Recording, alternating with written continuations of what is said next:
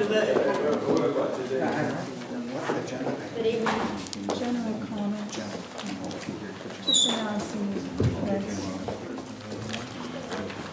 Okay, we're going to go ahead and get started. Anthony, if you can make your way up here, please, so we can all stand. Once again, welcome. Thank you for attending tonight's General Board meeting of LA 32 Neighborhood Council. This time, I'd like to ask you to please rise to do the Pledge of Allegiance. Ready? Begin.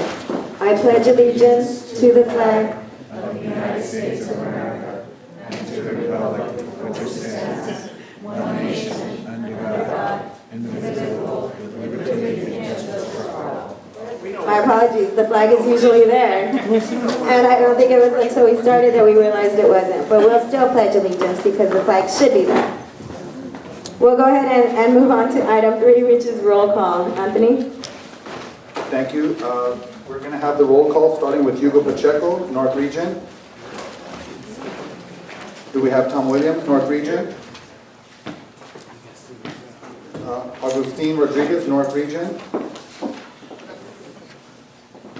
Myself, Anthony Manzano, North Region. I'm here. Cynthia Sandoval, South Region. Reverend Manuel Chacon, South Region. Here. Jerry Troy Carvajal, South Region. Here. Victor Junayala, West Region. Here. Yolanda Garcia, East Region. Michelle Carsantes, East Region. Here. Ruben Chavez, at large. Angela Duarte, at large. Marlene Fonseca, at large. Present. We do have a total of 8 members present. Thank you, Anthony. And with 8 members present, we do have quorum, so this meeting is officially called to order on Wednesday, February 3rd, 2016 at 6:08 p.m.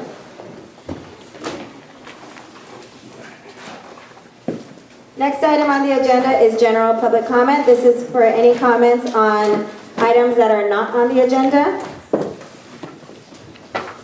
And we do ask that you fill out a speaker card so that we can call you up. I'm going to call up the first 3 people to stand and be ready, starting with Danielle Hernandez, followed by Gloria Martinez and Marcus Rodriguez.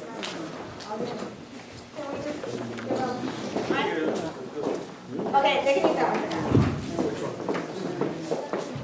You can stand over there, stand over there. Before public comment starts, we'd like to indicate that Hugo Pacheco, West Region, is arrived. We have a total of 9 members present. Let me get my timer going. You have 2 minutes, okay? And I will... Okay, go ahead. Hello, my name is Danielle Hernandez and I am a 5th grader at Huntington Drive Elementary. I am part of Student Council. I am here to try getting $300 for the 6th graders so they could be part of a science camp.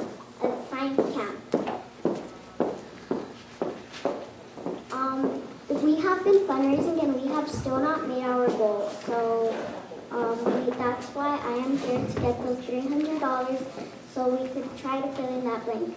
Now my dad will be taking over to talk about another subject that we need to talk about. Thank you.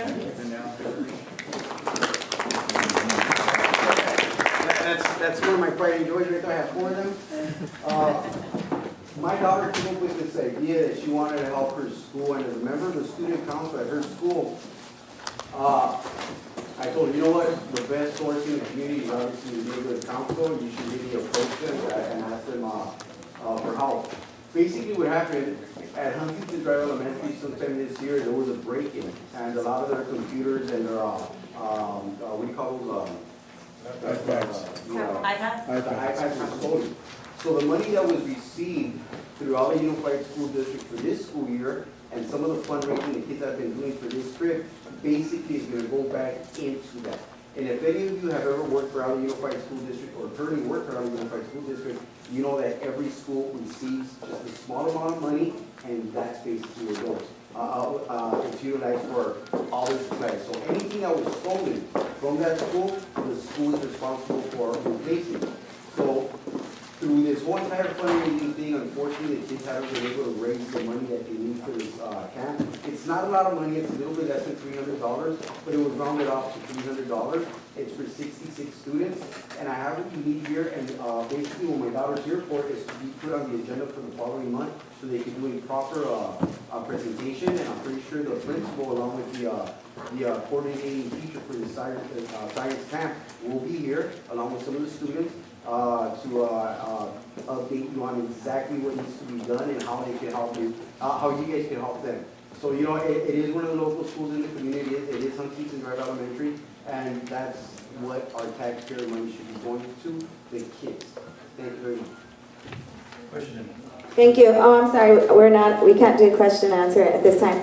But if you provide me with that information, unfortunately, we don't have an education committee chair, but in the worst case, we would hear it at the executive committee meeting. I'll place it on the agenda, and I'll be in contact with you prior to that. Thank you. Ms. Martinez?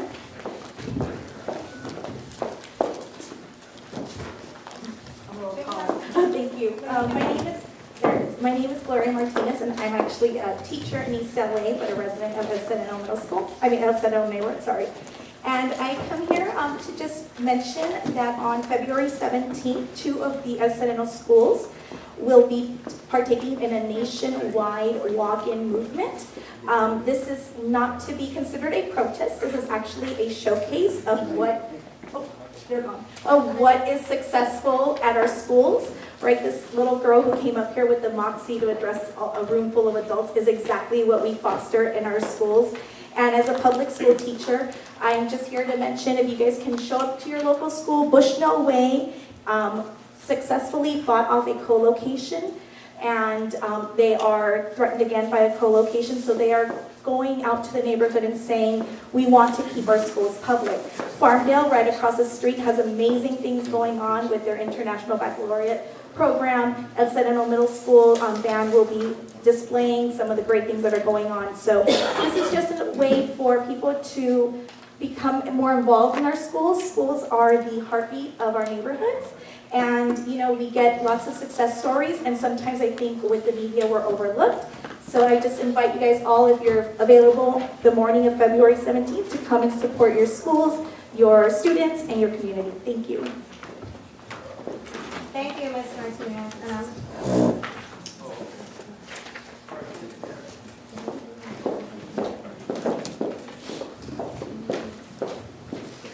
Mr. Rodriguez?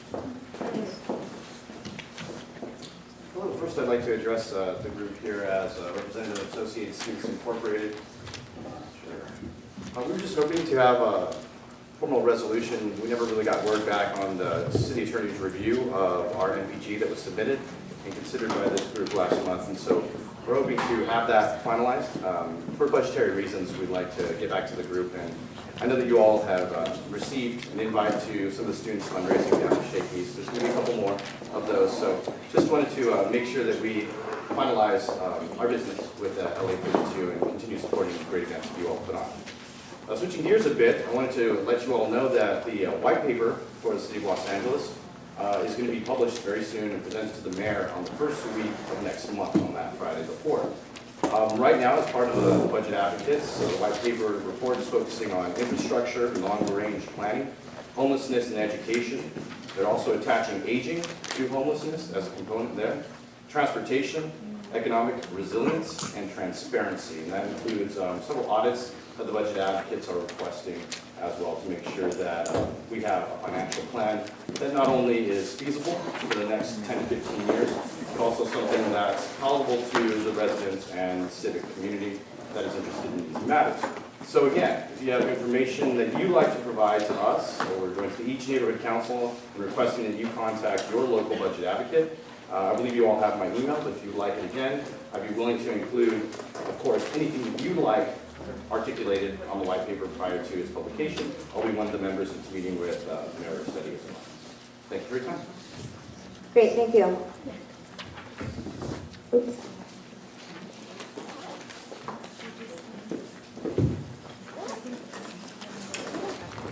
Okay, the following, the next three people can go ahead and approach the microphone for public comment, please. I have Ms. Karen Flores, Mr. Cabrera, and Diana from Mariachi. And you'll hear the beep go off when your 2 minutes is up. Hi everyone, my name is Karen Flores. I work at Audubon Center at Debs Park, and I'm just here to tell you about some events we have coming up. This will be the 7th annual 4 Mile Hill Challenge. We meet at Audubon Center, and people either run or walk or hike through the 282 acres of trails at Debs Park. We then will have an Earth Day celebration in our courtyard with various nonprofits circling the courtyard, talking about all different environmental issues. So in addition, Gardens of the Montecito is including our native plant nursery that day, April 2nd, as part of their walking tour. So Saturday, April 2nd is going to be a big day for us, and I have postcards to hand out for that. Also, we have a solar energy class once a month. You know, we are off the grid at Audubon Center. If there's ever a quake and we're open and you need to plug in your cell phone, come see us. So on February 20th from 9 to 3 for a low price of $20, you can be introduced to solar energy systems, whether you're a homeowner or you're considering that for a career change. And the last event is the Great Backyard Bird Count, which is a global citizen science event. It's the weekend, Valentine's Day weekend, President's Day weekend, 12th through 15th of February. So we're going to have a hike led by a National Park Ranger, Friday the 12th at 8 a.m. You can RSVP or you can count birds anywhere and upload the data directly to birdcount.org. And I have cards if you have any questions. Thank you. Thank you. Mr. Cabrera? Good evening, Madam President, members of the board, audience, and dignitaries. I have matter of fact, I had passed out a copy of the Lincoln Heights Member Council elections. You have it right there in front of you. And this is the full Microphone. page. Microphone, please. This is the full page of the Lincoln Heights Neighborhood Council elections coming up for all the neighborhood councils. And this is one perfect example, to promote, advertise, and outreach, to your council and your community of elsewhere. I also have a copy of the Boyd Heights Neighborhood Council for the February and March issue. And also in our new issue, which is also a 28-pager, we have two new businesses that were had grand opening events. One was a 7-Eleven store located by the 710 freeway. That's on page 11 of your paper. And also we have the H&R Block tax business there on Huntington Drive. They also have their business open. And just want to let you know on the one of the pages, I believe here, on page 14, we had our Valentine's, Happy Valentine's, and also Arca, one of our ads for Valentine's. And just want to encourage members of the audience and also the members of the community. Our paper now has outreach to the Silver Lake area, particularly in the Legion Valley area. We've been covering that area for the last year and a half. We're heavily promoting that area. And also I want to announce tonight that officially we have our new news rack stands. Matter of fact, I just gave one to Sam. So before you leave, when you'll see on the fourth desk, you'll see the our news racks, and also you'll see them around the community. Thank you.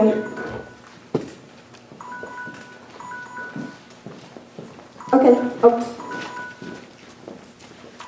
What the? There you go. Good evening, Sorry. board. Okay, go ahead. I'm here on behalf of Barrio Action. Mostly to announce we have a large array of services for the community to come out. A lot of them are free. And we're also kicking off our income tax pre-preparation. So if anybody would like information, we left some flyers in the back. All you need is low income, proof of income, and proof of residence. And if you live in LA City, all our services are free. So if you have any questions, the flyer's in the back, phone number's there. Thank you for your time. Thank you. I'm going to hand these to the treasurer so she could scan them and get them up on our website, and she has the LA32 printer. Thank you. Thank you. Is there anybody else here for public comment? That's all this, oh wait, I'm sorry. Oh. That's all the speaker cards I have for general public comment. Is there anybody else here for general public comment? Oh, this was everything. Okay, thank you, everyone. Now we're moving on to item number 5, which is scheduled announcements and presentations. These are 5 minutes each. There's going to be no discussion on these or public comment. No questions from the board to the speakers as well. The only notification that I got, the request I received, was from Hoviness Inc. Are they here? Hoviness Inc.? Okay. They were some sort of free resource that wanted to give some information on the Affordable Care Act. However, they're not here, so we're going to move on to B, which is public safety, LAFD and LAPD reports. I see Officer Camacho in the back, so I'm going to go ahead and ask him to please report to the stand and provide us with an update. So show up to the stand, testify. Yes, raise your right hand. Let me get my things. Someone swear, yes. Okay. Ready? Okay. Good evening, everyone.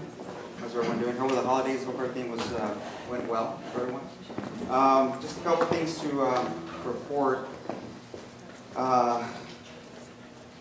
Homicide update. I'll give you a homicide update on the. Oh. Thank you. Is that better? Yes. Okay. Just a couple things on the homicide update. The first one involving the young man that was shot up in Rose Hills area. Well, the detectives made 2 arrests out of that, a male and a female, and they both got filed on. So hopefully that court case will be coming soon. As far as the 2 girls, well, it was just announced on KTLA that there's been an arrest made for the homicide of the two young ladies that were killed within Debs Park. I'm sure there will be a follow-up by LAPD as far as giving an official press conference on that coming up pretty soon. But this is within the last half hour or so that we'll receive notification on that. So, of course, our robbery and homicide division are the ones that took over the investigation. And lengthy, but they had to put it together. It's like a big puzzle, and they finally were able to piece that together and solve that one. So again, that press conference is coming pretty soon. Over the last few months, we're actually doing very, very well as far as property crimes were concerned. But over the last couple of weeks, unfortunately, we had a huge spike in especially in what's called burglary from motor vehicles. Compared to last year, we're up 20%. But a lot of these burglary from motor vehicles can actually be prevented. And actually, I put some flyers back up in the back here regarding how to keep it. It may not, to you, it might be just a backpack, but to somebody who's just looking into a car, it might be worth $10 to sell on the street, to maybe get their next fix. So as we always tell people, just take it out of the car, put it inside your house, or try to hide it as best you can within the car if that's possible. As far as violent crime, over the last couple of months, we actually had 11 reported in the El Sereno area, and 8 of those were actually domestic violence related, but they group them now as aggravated assaults, so they include that as part of the statistics. And the other 3 were 2 of them were gang related. Unfortunately, up in the Rose Hills area, closer to like Esmeralda, Huntington Drive, we had a few incidents where we had some shots fired. The most recent one, we had a couple of, we believe it was gang members from 18th Street shooting at El Sereno gang members that just happened to be up in that area, and they were tagging, so they were shooting at them. But that's being investigated by our gang detectives, so they're following up on that. Also, I don't know if anyone lives on Sheffield, but yesterday, LAPD was out there for about a good 9 hours with SWAT and our canine. Unfortunately, it started out as a domestic incident, but they believe that the person inside the location was actually armed and fired off a shot within the residence. As we normally do, we tried to ask the person to come out. They didn't. It became a barricaded situation, so we had all our resources on Sheffield. We had K9 initially make contact with the individual. He didn't want to come out, so then SWAT had to come out and actually gas the individual. So he finally came out, gave up, and he was taken into custody. But apparently he was appeared to be suicidal, so it looks like they put a hold on the individual. So that's all I have for that. And let's see, one last thing. On February 18th, this is my announcement. On February 18th, we're in conjunction with this institution called Days of Dialogue. We're going to be holding like a roundtable discussion, you could say. And essentially, it's an officer, mediator, and members of the community sitting on the table. And there'll be several officers, there'll be several tables. And it's open to the public, to come on in, sit down, just have a conversation about the future of policing and what we can do to work together and, solve a lot of these issues. I put some flyers out in the back so you guys can help yourselves. There'll be food. Okay, so it'll be February 18th from 6 to 8. It'll be at the Puente Learning Center, 501 South Boyle Avenue. It's on my Facebook and my Twitter. I think it's on my Twitter. But I'll be sure I put it on there. So, okay. But anyways, there's flyers in the back, and that's about it. Thank you, Officer Camacho. Is that 4 minutes? Yes, 5. Thank you. And a few seconds. Thank you. We'll blame Anthony for that. We'd like to state for the record that we've had 2 more board members report in, Angelica Duarte and Avi Rodriguez. And you marked them present, right?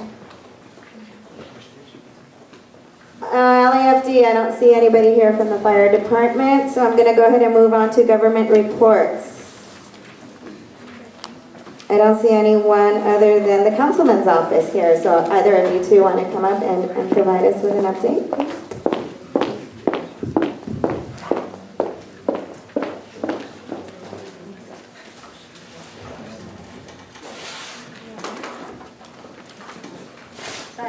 Hello everyone, Susie Lopez, Field Deputy for Council Member Jose Huizar at the El Sereno Field Office along with my colleague Julio Torres, which I'm sure most of you know. So just a few updates. I wanted to let you guys know that the council member on Friday, January 22nd did a request for adjourning motion for Luis Moreno, who unfortunately passed away on January 17, 2016. So he adjourned the memory of Luis Moreno, and I have a copy of everything that he said this past Friday. So I'll leave it out in the back if any of you are interested in taking a look at it. Second, we're having a cleanup on Saturday, February 20th. That's going to take place at the Dollar Tree parking lot. The address to that is 4617 Huntington Drive North. It's going to start at 8:30 a.m. and end at 12 p.m. So that is thanks to our LA 32 Beautification Committee. So let's give some thanks to Michelle Corsantes and Julio Torres. Third, we're having another meeting for University Hills. That's going to take place on Wednesday, February 17th. That's going to start at 6:30 p.m.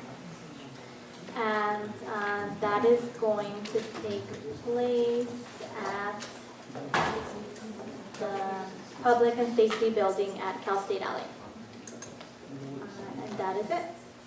Thank you. Great. Thank you, Susie.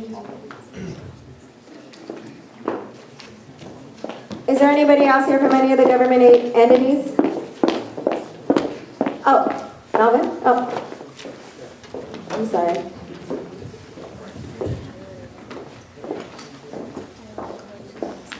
Hi, folks. Tom, sir, with Neighborhood Empowerment. Not Melvin, yes. Hi, yes, I'm with the Department of Neighborhood Empowerment. So some of you, I've been to a couple of the meetings before. I've never seen some of you here. Angela, Anthony, back a couple of years ago, many years ago, yes. And so thank you everybody for just your participation in this process here. Give me 5 quick minutes and I'll be here with you guys. 5 minutes on you. Okay, so very good. Yesterday, Angela Duarte attended what we call the Civic University. And in that university, we had a great conversation with neighborhood council throughout the city of Los Angeles. Ray Schoenstein, who's a professor at the Packard Institute, and wrote a lot of history about neighborhood councils. He was talking about neighborhood council and what a great process it is. And sometimes that gets lost. And so I'm here to say that among your councils, I mean, every council has their growing pains. Every council has their challenges. But props to you guys for just being involved, for just coming and showing up. It's a 15-year process. I started this job back in my 20s. I'm not like older. So my props to the stakeholders for just thank you all for thank you all for just staying involved. Let me just lead with that. And you met Andy Chuan earlier, your IEA for your election. So an exciting time is coming in 3 more months, right? So you have your candidate final opening on February 6th, and your elections on May the 21st. So let's make the best out of these next 3 months to just really get it rock and roll and get it going. Okay, so the good news is that for those of you who've been involved in that department through Lizette, through Melvin, through the other ADAs, realize that when we first started neighborhood council, we had 50 plus folks. It ended up whittled down to 3 project coordinators, right? The good news is that the last year, I think August, we got some more folks involved now. So we have some more folks to go out to the community to be with you guys. So I'll be overseeing the Region 8 of your area here, along with a couple of the other, Legion Valley, and I'll try to remember which schemes are. But then, so I'll be working with you guys here. So a couple of quick things that you know about the elections, get that going, get that rocking and rolling. I'm part of what's called the policy team too. I don't know if you guys do community impact statements for your neighborhood council? Yeah. Okay, you haven't done that? In the past. In the past you have, right? So for those of you who don't know what it is, it's an opportunity for you to weigh in on a motion that city council might be taking action on. So we have a training for that on Monday, February 22nd, 6 to 8 p.m. Anyone could attend. And I'll email, I have your email, so I'll email all the information to the board, okay? But please try to attend that. I know there's an event the councilman's office is doing on February 20th, I just heard that, but if you have a public works liaison on your board, please have them attend the Bureau of Sanitation's, what's called Sanitation at Your Service event, February 20th, 8 a.m. to 1:30. It's at the Environmental Learning Center at Hyperion, and then I'll email that information for you guys as well. So keep those 2 things in mind as we go forward with the council. So once again, elections is a really big topic right now. I heard about the cleanup on the 20th, but also the mayor's office is doing have a volunteer corps. If you would like to partner with a volunteer corps to do some cleanups in your area, please let me know and I'll send you that information as well. Okay? I'll be staying here for the majority of the meeting, but I've seen some of you before, but I'll be here. Looking forward to working with you guys. Okay? Thank you, Tom. Okay, I believe that's it for item 5C. So we'll go ahead and move on to 5D, which is LA 32 Neighborhood Council Committee Reports. Executive Committee is a committee in which I chair. I don't really have any announcements for that. We meet on usually the last Wednesday of the month, and we set the agenda for the general board meetings. Sports and Rec Committee Chair Yoli is not present. Land Use Committee, I also chair. We do have 1 item on the agenda today regarding land use. I also have an upcoming item looking at the 3rd week of this month to schedule that meeting in regards to some sort of care home, and they're trying to expand to have more beds in this facility. So keep an eye out for that. Beautification Committee, Victor? So the item's going to be on the agenda. His is beautification. Arts and Culture Committee, I also chair. Right now we're working on the Kite Festival. It's quickly approaching in 2 months. Any of the organizations out there should expect to get an invitation from us very shortly once we approve the festival and the date. And we'll be inviting you to come and participate and do an activity on that. And we'll be meeting on Tuesdays for the Arts and Culture Committee, so we welcome all the help we can for the annual Kite Fest, and please keep an eye out for that as well. Membership and Outreach Committee, we have an interim chair right now, Anthony? I don't think you had a meeting. They didn't meet this month. Public Safety Committee, Victor? Yes, I'll make my announcement during my motion. I'm going to move on to the next committee that we have a chair for, which is Bylaws Committee. I don't believe you met either. No report? Budget and Finance, Michelle. Yes. We don't have an extension cord to charge 2 laptops, so he's using mine, so I can't project, but I do have copies of the monthly report on the wall. So if anybody wants to look at it to cross-reference to what we're about to vote on. We're not on that yet. It's just your chair of Budget and Finance. Oh, sorry, I was doing the treasurer's report. Budget and Finance, we have been transparent as ever. We have been scanning all the monthly reports, all the invoices, receipts. They are on our website, and they get emailed to the board as well every time. Not only that, we have always the treasurer's book here, if any of you would like to ever see it, to make sure everything is the way it should be. Thank you. You also have the next 2 committee reports, which is Ad Hoc Inventory and Ad Hoc Election Committee. Ad Hoc Inventory, I believe the last time we voted to approve to have items returned, so we need a tag, and I believe Capricia, former Vice President, was supposed to bring that on December, the last week of December, so I haven't received anything from Capricia. The laptop, which is what the former Vice President had. I don't know if anybody made an attempt to reach out to her to return the laptop, but we're still missing that item. Everything else is accounted for. We do have a list of all the inventory items that are tagged. There's still a few that will need to be tagged. And that is what my committee does. Every time there's a new item that comes in, we tag it and we put the value in and we put it on file. So Empower LA and the committee and community know what is the value of all the items that we have. Any word on that laptop? Capricia has the laptop. We've been in constant contact and trying to coordinate her schedules. As you all know, she's been out of the country and the state for a period of time. She was going to attempt to come tonight. However, her grandmother passed away and the funeral was today. She just left and texted me that she's not going to make it, which I don't think any of us would expect her to come from her grandmother's funeral. Our condolences to her, who she is a former colleague of ours and a friend of many of us.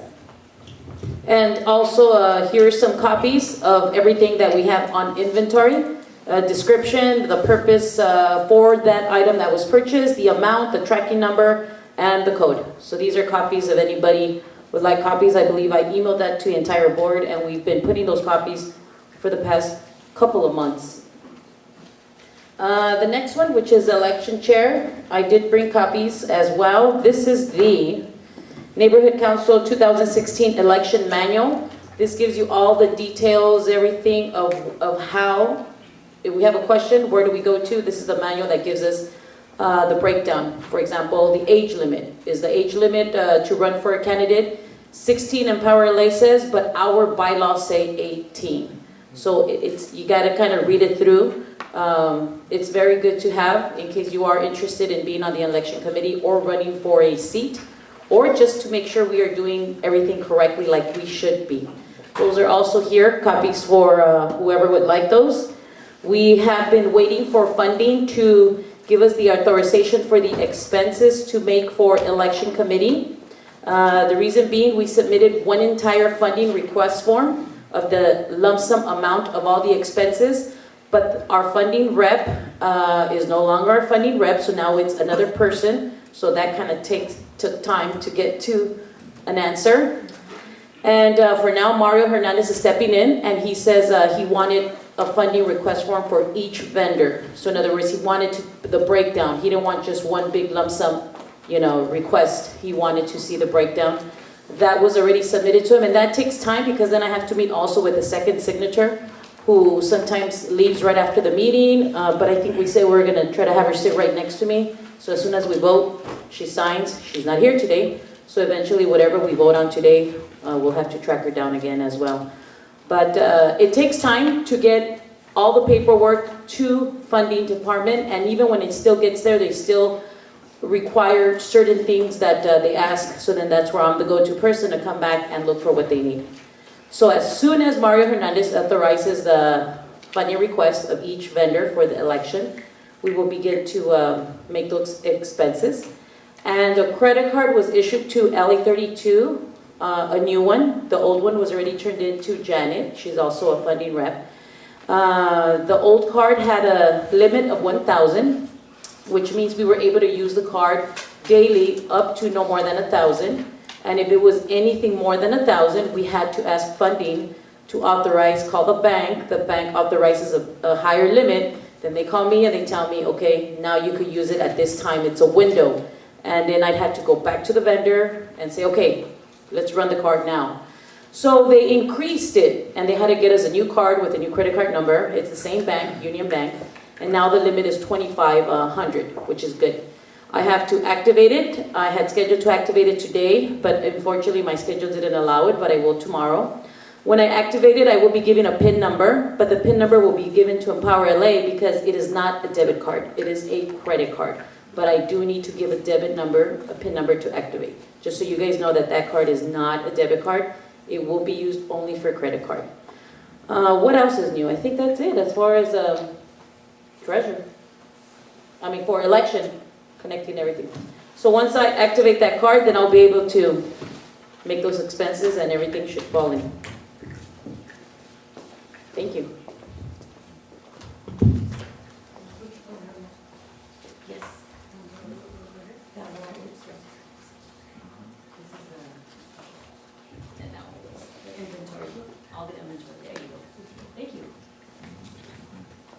Thank you. Item number 6 is approval of minutes from the meeting of the General Board held on January 6, 2016, and the special meeting of the General Board, which was held on January 11th of 2016. Everybody got digital copies of the minutes, and we're asked to review them. And there's also a few hard copies here if you need. So whenever somebody is prepared to make a motion and/or corrections, we're ready to hear. And there's hard copies of the one we're too. There's also hard copies on the wall if anybody, members of the public would like to view.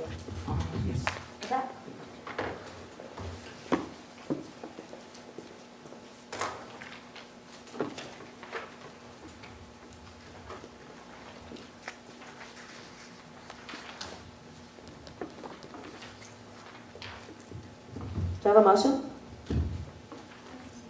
I have a question, Madam President. On the January 6th meeting, item number 12, I believe that there was a motion to send to the Recreation and Parks regarding the air conditioning unit at the Rose Hill Recreation Center. And I just want to know if that letter was submitted, or were we going to get an update from the Recreation and Parks? Yeah, you'll get a electronic copy when that letter goes out. So the letter will have to be... No, and I have a question on mailing. Who pays for the mailing? I have a question on the mailing. How is that going to get mailed? So I'll discuss that with the treasurer after. Okay, also item number 13 also, I believe that Yoli had requested to submit a letter to the Recreation and Parks regarding the bungalows, I think remaining balance of the funds. Same thing. What we were going to do is do the template resolution letter that Anthony provided me about a week ago. Anything else? Is there a motion to accept?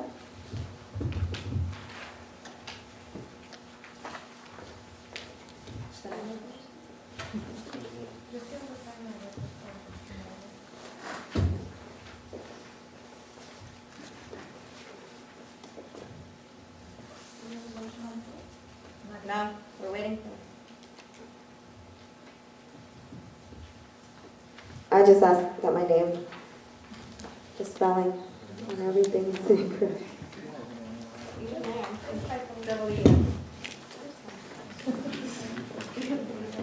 wrong everywhere.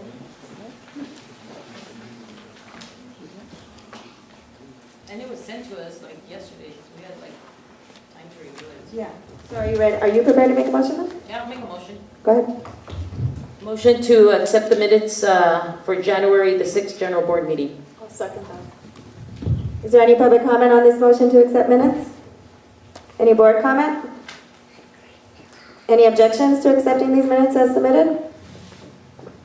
Motion approved, and the minutes will be accepted and filed. Unanimous count, yes. Today is the 3rd. Now I need a motion for the January 11th minutes, please.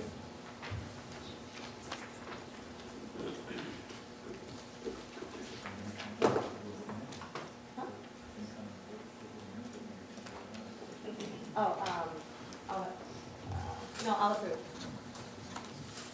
That count was unanimous, 11-0-0. Now we're looking at January 11th special meeting of the General Board. I need somebody to move the motion, please. I'll move the motion to approve the minutes for general board meeting, January 11th, 2015.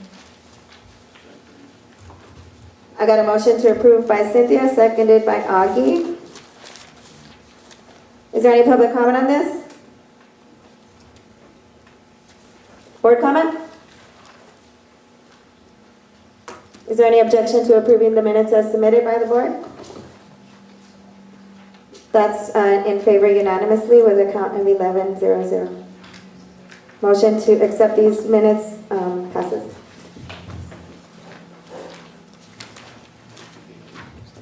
Item number 7 is the Treasurer's Report regarding LA 32 finances. Discussion and possible action for approval of the LA 32 NC monthly expenditure report for January 2016. These are attachments. Oh, do they have attachments, Michelle? They don't have. Oh, okay. No, they don't have copies, but I don't know if Anthony wants to project it or you can see it. Okay. Yeah, can we? Can she project it, or do you need to? Save it though, make sure you, just in case. No, I'm not gonna vote, I'm just gonna open it up.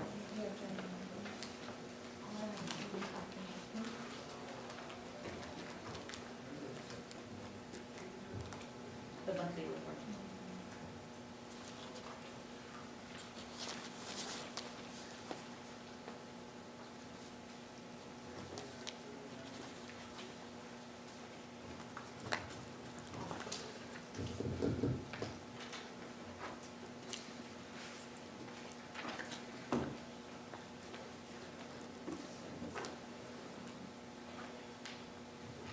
Okay.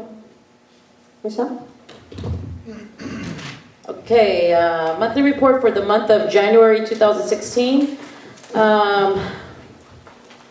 It was all operational expense. Total for this month is $840. Public storage, which is an automatic payment. The facility use for the censure here, which was from last year, and it brings us to be here until this year, June 2016. A total of $840 for the monthly report of January, and all the attachments are on the wall and also will be scanned and put on the website for transparency.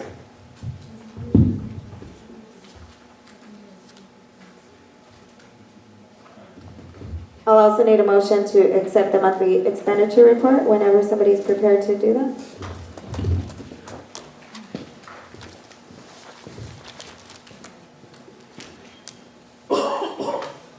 I'll make a motion Okay, your motion is?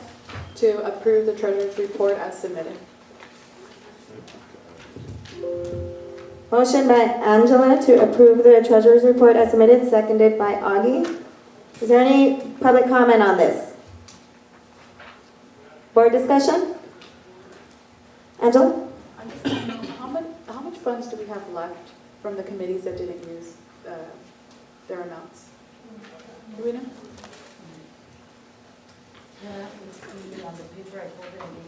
As of right now, I don't know what paper you're talking The about. paper. I know Arts and Culture as of this second has 1,600 in there.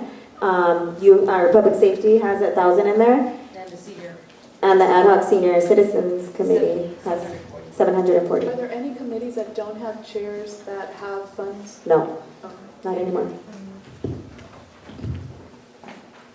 Once again, we had a motion to accept the treasurer's report, and we had a second. We had no public comment. We're on board comment. Any other comment or questions from the board?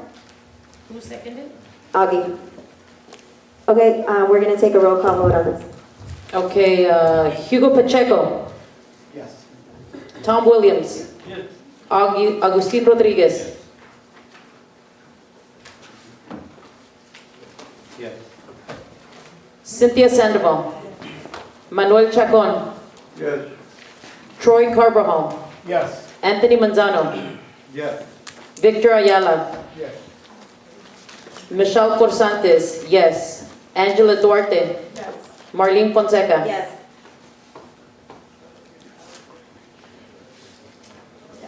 Eleven, yes. 0 no. 0 abstain. Motion passes. 11-0-0. Motion passes to approve the January 2016 monthly report. Thank you. So now we're moving on to old business from the January agenda, and probably from a little before that, actually. Item number 8 is the discussion of possible action. Actually, I guess I need to relinquish myself as the chair at this point, because the next motion does involve a censure of myself. I've been instructed to assign somebody who is impartial in this. I would normally go down the line, however, I've also been advised that the treasurer should not be the one hearing or chairing. Neither should Mr. Manzano, because you signed the petition. So that leaves, Can I make a suggestion? I would like to table this item for a special meeting. I'm just about ready to assign Tom Williams. Tom, can you chair this portion of the meeting? Just this item, number 8. Chair of this particular item.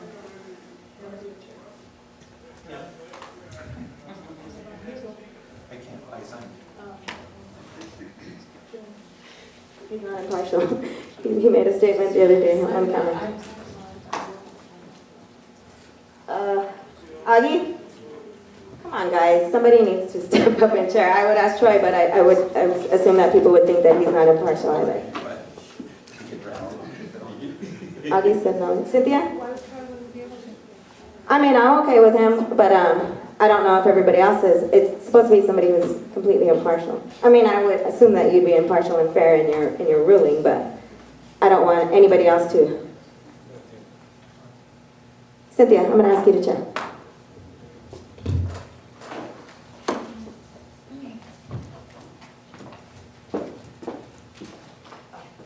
Yes, good evening. My name is Cynthia Sandoval. I'm the South Region Representative for the Neighborhood Council. I will be chairing this item number 8. If you have your agendas, please follow along. Discussion and possible action regarding submission of the attachment 2 through 7 pages stakeholder petition per LA 32 NC bylaws, Article 8, Section 2. Stakeholder Joshua Corsantes submitted at least 50 stakeholder signatures with the following initiative. Motion reads that LA 32 Neighborhood Council censure President Marlene Fonseca for numerous violations of conduct, including but not limited to Brown Act violations 549, 54.2, action on items not on agenda, 549.60.1, not curing a violation within 30 days, Bylaw Article 5, Section 7, non-removal of directors and using own discretion when setting agenda. Petitioner and its accused will be provided up to 10 minutes each to provide evidence to board to either support or refute the allegations, followed by a board discussion. I would like to make a motion. There's already a motion on the table. Which is, it's not, it's discussion of the line. The motion's on there. It's a stakeholder motion. Yeah. We have to hear it. We have to hear the motion. Right at this point, it's already been on the agenda, so we need to hear the motion, and we do have copies of the signatures and the censure. And there's some also that are on the wall, which we have all the rest of our documents as well. I'm giving you guys this stack of signatures because it's in the correct order for me to follow along. I prepared this months back, so, and every time the agenda gets recopied, it seems like the order of the petition has been changed. So it'll just be for you to follow along. And I'm going to go ahead and set my 10 minutes. Before you set the 10 minutes, I'd like to make an amendment to the motion to postpone this item to a special meeting. I think this item is going to take a long time for us to discuss, and there's a lot of details, and I'm not sure if everyone has had an opportunity to review the city attorney's email. So I would suggest that we postpone it for a special meeting. I'm not sure if all the board members have had the opportunity to read it and go over it. I just received it this morning. I'm not comfortable making a decision yet until we make sure that we're abiding by the city attorney's advice. So my motion is to amend and postpone this item for a special meeting. Can we get Tom up here? Because it's my understanding that this motion is, I heard, but this motion is made by the stakeholders, not by... Isn't Cynthia chairing?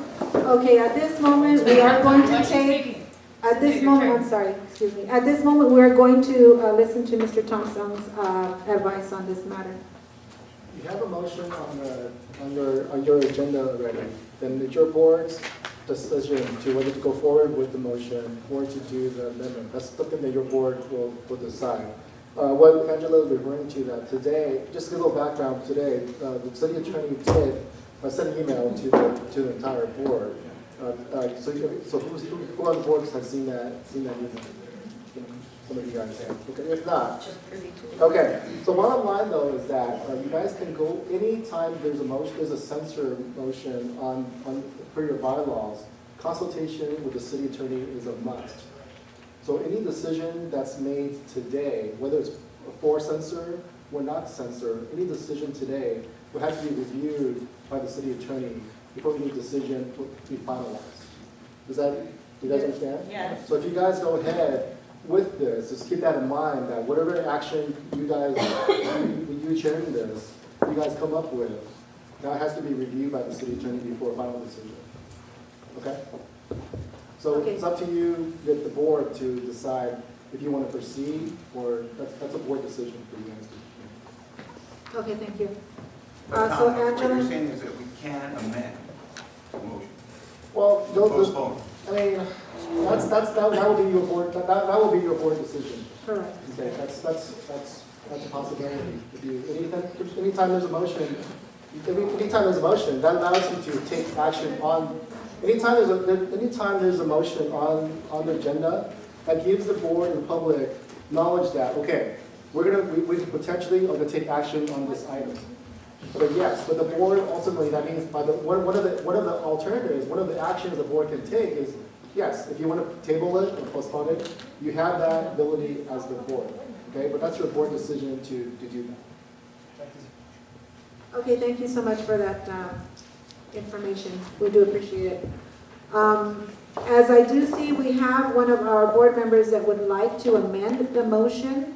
That is solely up to the board whether we are going to do that or not at this moment. And you got a second? Why you got a second? Someone And seconded. I do know that, I'm sorry, Public comment. we do also have public comment on this motion as well, so. No, There's been a motion raised and a second, so now it opens up to public comment. Okay, well, if there's any public comment, we can have someone On the amendment. on the actual amendment.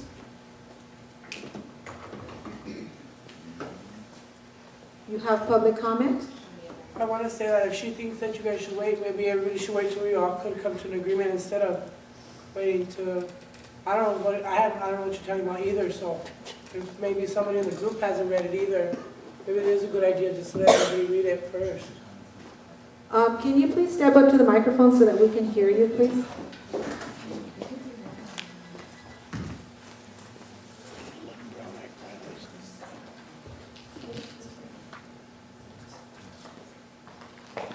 Thank you, I do appreciate that. Good evening, my name is Cindy Donagurski. I'm just here to ask, if there's female who hasn't read it yet, if she just got this morning, maybe it would be a good idea to let everybody read it. And then that way everybody can agree with the hard voting on. Sounds good to me.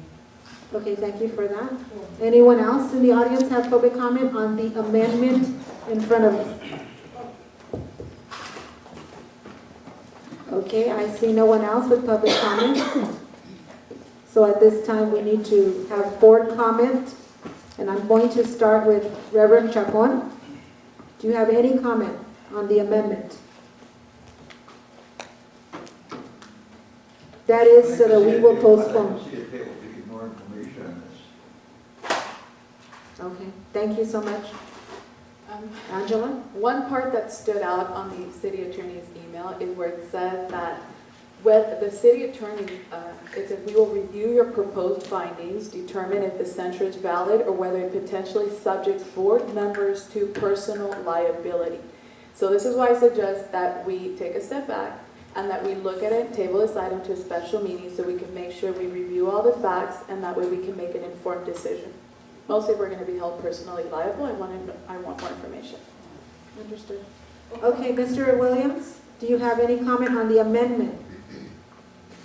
On the amendment, it would be my opinion solely that the amendment to the censure motion cannot be made.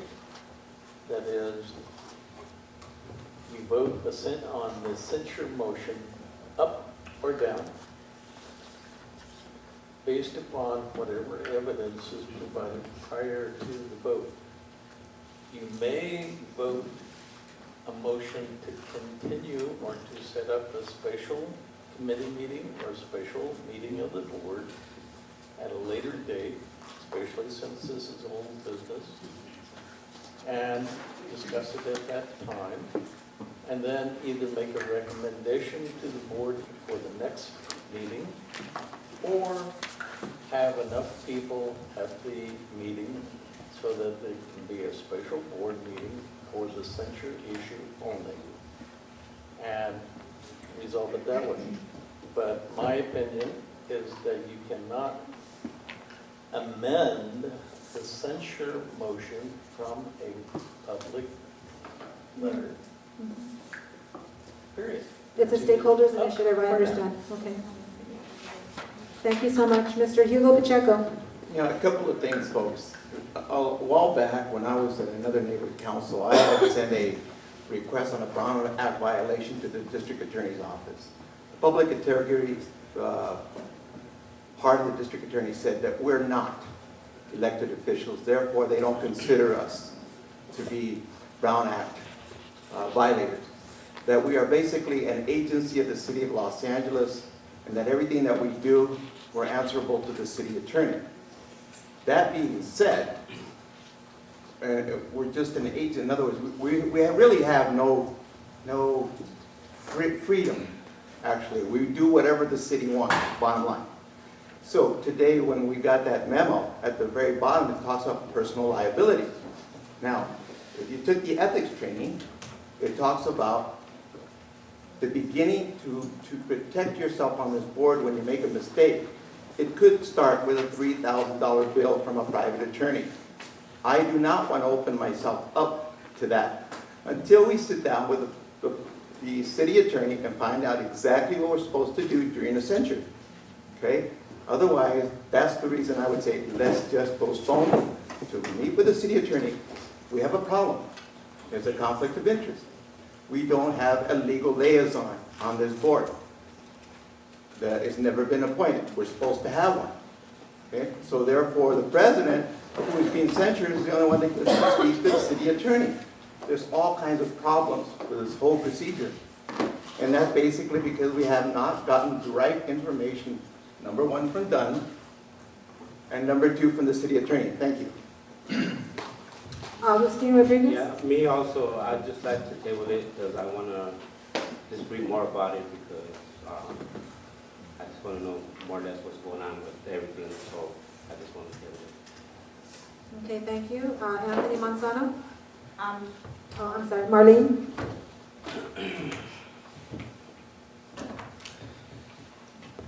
I'm frustrated and disappointed that the board wants to continue tabling this. Everybody was super gung-ho about it at the very beginning, jumping up out of their seats when it was submitted to sign it.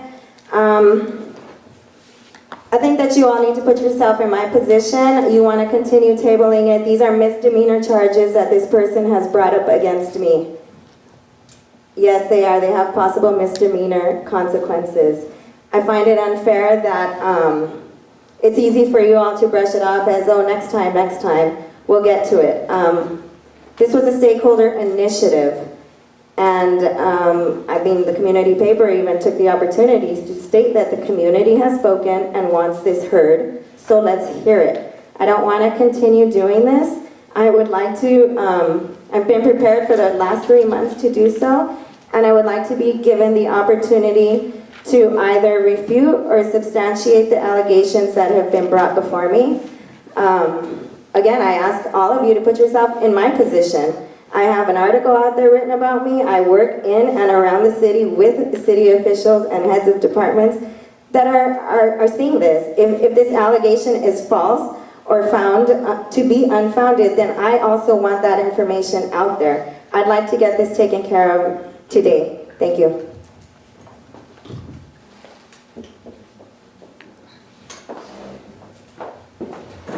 Anthony Manzano. Thank you. Yeah, we're just going to change slides so the minutes can be taken. My name's Anthony Manzano. Oddly enough, I did sign the initiative petition as it was presented at an executive committee meeting. I also had a chance to review the city attorney's email that was sent out earlier today. My understanding in reading the email is there's still some questions that need to be answered. One is exactly with specifics, what are the charges? Understanding the bylaws, the petitioner is only allowed to use 50 words or less. So to comply with the bylaws, he cannot be specific as to what days would happen, who was there, what occurred at the meeting, who was being deprived of services, because the bylaws state you have to do this all in 50 words or less. So the petition is vague. So I would ask that maybe we do have a special meeting just so that we could have a supplemental document that maybe has 300 words, 500 words, so that we really know what the accusations are. The second thing is that the city attorney, that I understood is, he wants to know what's the penalty. So far, no one even knows what will happen if we vote yes. So that second document must state that the chair will either have to sit aside for the meeting, cannot take action, cannot enter discussion or debate, so that the city attorney can say they know what the consequences are. Personally, I don't think they're misdemeanor charges, but I'm not an attorney. But I would state that we do have to still have additional documentation. Why? Because by default, the petitioner didn't supply it. It's not their fault.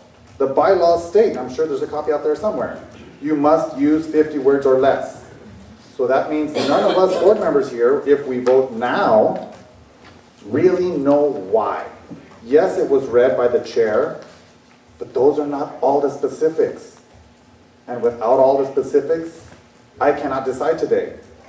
So what I would like to do is that we ask that we have a special meeting to get those two documents. One, again, would be to substantiate the accusations, whatever they might be. The second thing is, we amongst ourselves, as directors here, we decide what the second part is. What will be the punishment or consequences? I don't think it's just a punishment, but what would be the result if we do vote? So my position is I would ask to table it, not because we want to hold it over and we want to put our president with more grief and take this longer. But that's what I sort of feel, that we need to table it because we still need more fact-finding information.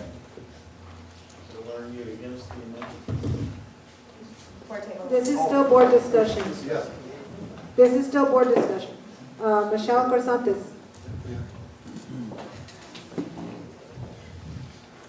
Amend this petition because 61 stakeholders signed this petition and they've been coming to this meeting. And since we have long meetings and we always have a lot of public comment, it kept getting tabled and tabled. And these 61 people were coming every time. I know some of those stakeholders had video. We record these meetings. So there is proof that they have brought forward to us. We record them. That camera there is going to go tonight, uploaded into YouTube of Alley 32. So this is where they have proof. They have brought it forward to us, the violations. So this is not a making up the violation. These are things that they have proof, links, where you cut and paste, copy and paste the link exactly to where it's at. Obviously, these people want to present that.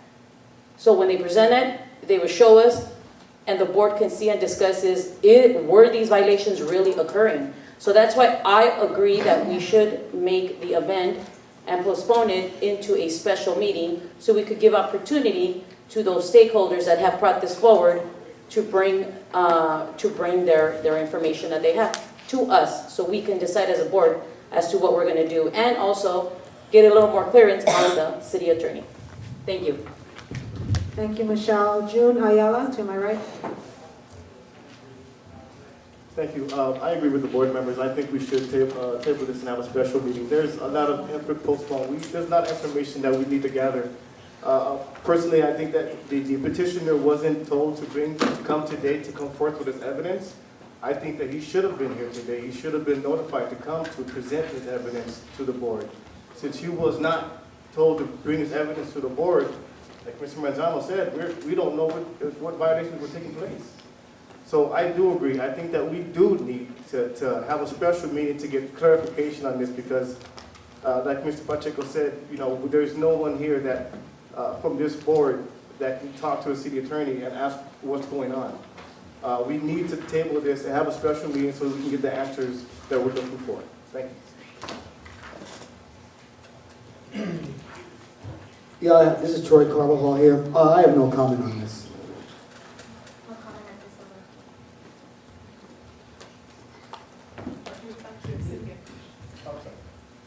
Madam Chair, I have some clarification. Madam Chair, can I make a comment on the signatures that I have here? May I? It's just for the amendment to clarify the signatures. Sure. Just so the public knows, these are the actual original signatures that were submitted at an executive meeting. They were given to the president in her hands. So for transparency, she gave them to me to scan and to upload onto our website and to be transparent.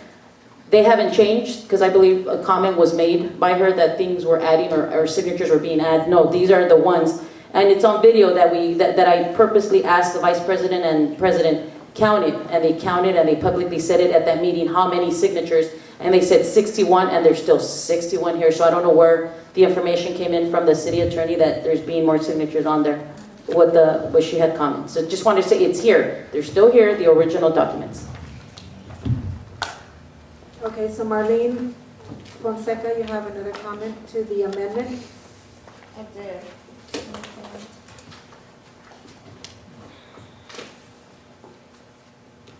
Oh, yeah. This has been on the agenda for 3 months, so for people to say that they had no time to prepare, or the stakeholders weren't told, it's been on the agenda for 3 months, as well as the petitioner was told. I don't know what that comment regarding addition of signatures was. That's never been a concern of mine. I had absolutely no concern as far as signatures being changed or added, so I don't know where that came from. But as far as the time frame goes, I feel like a number of board members are stating that they weren't given ample time. They can't talk to city attorney. Anybody can call the city attorney's office. Anybody can walk into the Department of Neighborhood Empowerment. Anybody can walk in, sign the log, and ask to speak to somebody at the Department of Neighborhood Empowerment. That's completely true, right, Mr. Sung? So everybody had the opportunity to get information. This answer was given to the city attorney the very next day that I received it. The information is basic, really, so I don't see what's not to understand. It's you decide whether or not to uphold the censure. You provide the evidence to the city attorney. The city attorney will make the final determination whether or not it's valid evidence. And the fact that stakeholders to bring forward evidence, it's the petitioner who's going to bring forward this evidence, and that's it. So I think that we're ready to move forward with this. again, I ask that we don't table it. Okay, so now that we've all heard discussion from the board, we are going to vote on the amendment of postponing this motion. All of you, Special meetings with the amendment rate. the amendment was that we would postpone it to a special meeting of the board so we would get more information and clarification on this matter. At this moment, I would like to take it's a hands, there's no. So we're going to go ahead and raise our hands to anyone that is for the amendment. Please raise your hand.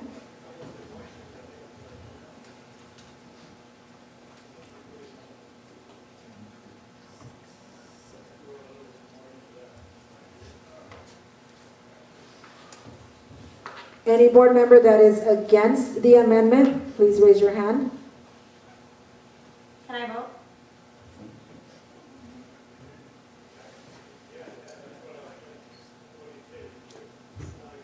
And any board member that is abstaining to the amendment of the motion. I need clarification from Seth. Because this item is particular to Marlene and she's able to vote. Fine, I'll abstain. Okay.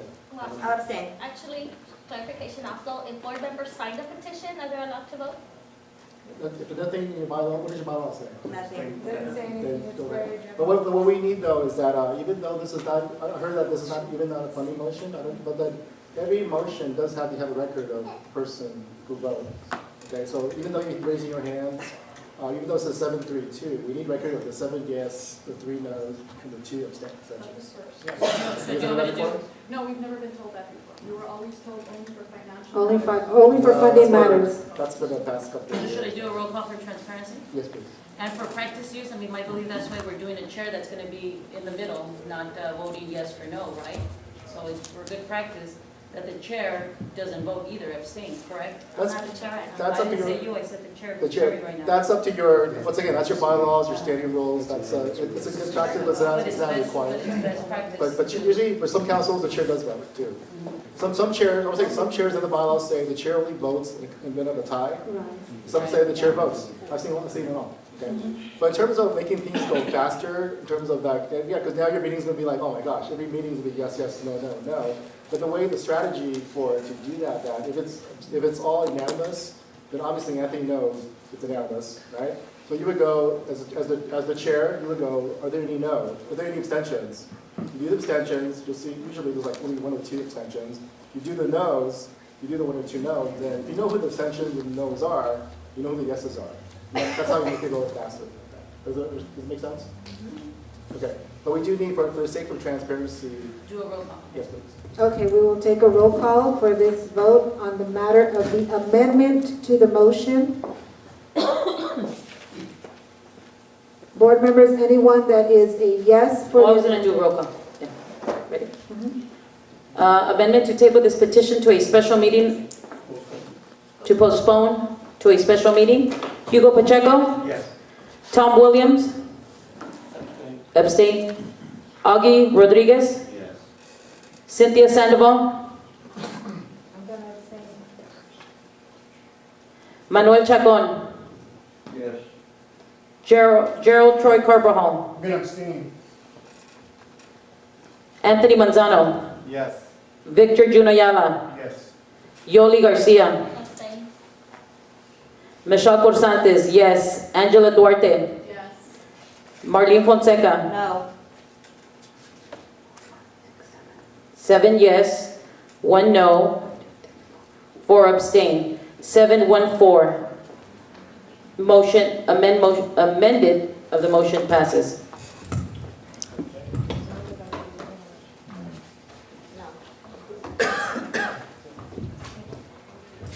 Thank you, Okay, so at Cynthia. this time, the item is postponed for the next possible meeting. Thank you. And I guess I'll leave it up to you to arrange the meeting. Or maybe the maker of the motion can. For what? To make the meeting, to arrange the special meeting. Arrange the special meeting date. Can you do it now? No. No, we're not. Oh, okay. Sure. Can you just make sure that it's on a day that I can attend? Thank you. Moving on to item number 9 is an announcement. I'm sorry. It's just an announcement, so there's no action to be taken on this. Just to announce that Gamaliel Andrade resigned from the executive committee as the corresponding secretary. In addition, he's also not on the board anymore, so it's kind of a moot point anyway. Item number 10. Under clarification, did he turn it in writing? Turn what in writing? Resignation? From the executive committee? I thought you said he's not on the board. He's not on the board because he missed 2 consecutive meetings. Something's not right. Try again. That's what I keep saying. Objections? I don't think there's any. Because the Bible two states that He missed 2 consecutive meetings and was removed from an email by me, and I thought I CC'd the board on it. Okay, well, he's been removed. Item number 10 is discussion and possible action. The motion reads that LA 32 Neighborhood Council support the application for a conditional use permit for Phoenix Global Green School located at 4626 Collis Avenue, Los Angeles, California 90032. Zoning will remain residential, but will allow the school to grow from 12 to 24 students and will follow ADA guidelines set forth by the Los Angeles Planning Department and Los Angeles Building and Safety Department. This was heard and voted on, this was heard and the motion was created on November 30th of 2015 at our land use meeting. You have attachments on this. These are signatures from the neighbors. We also have the owner of the school here. And at this time, I'd like her to approach the stand.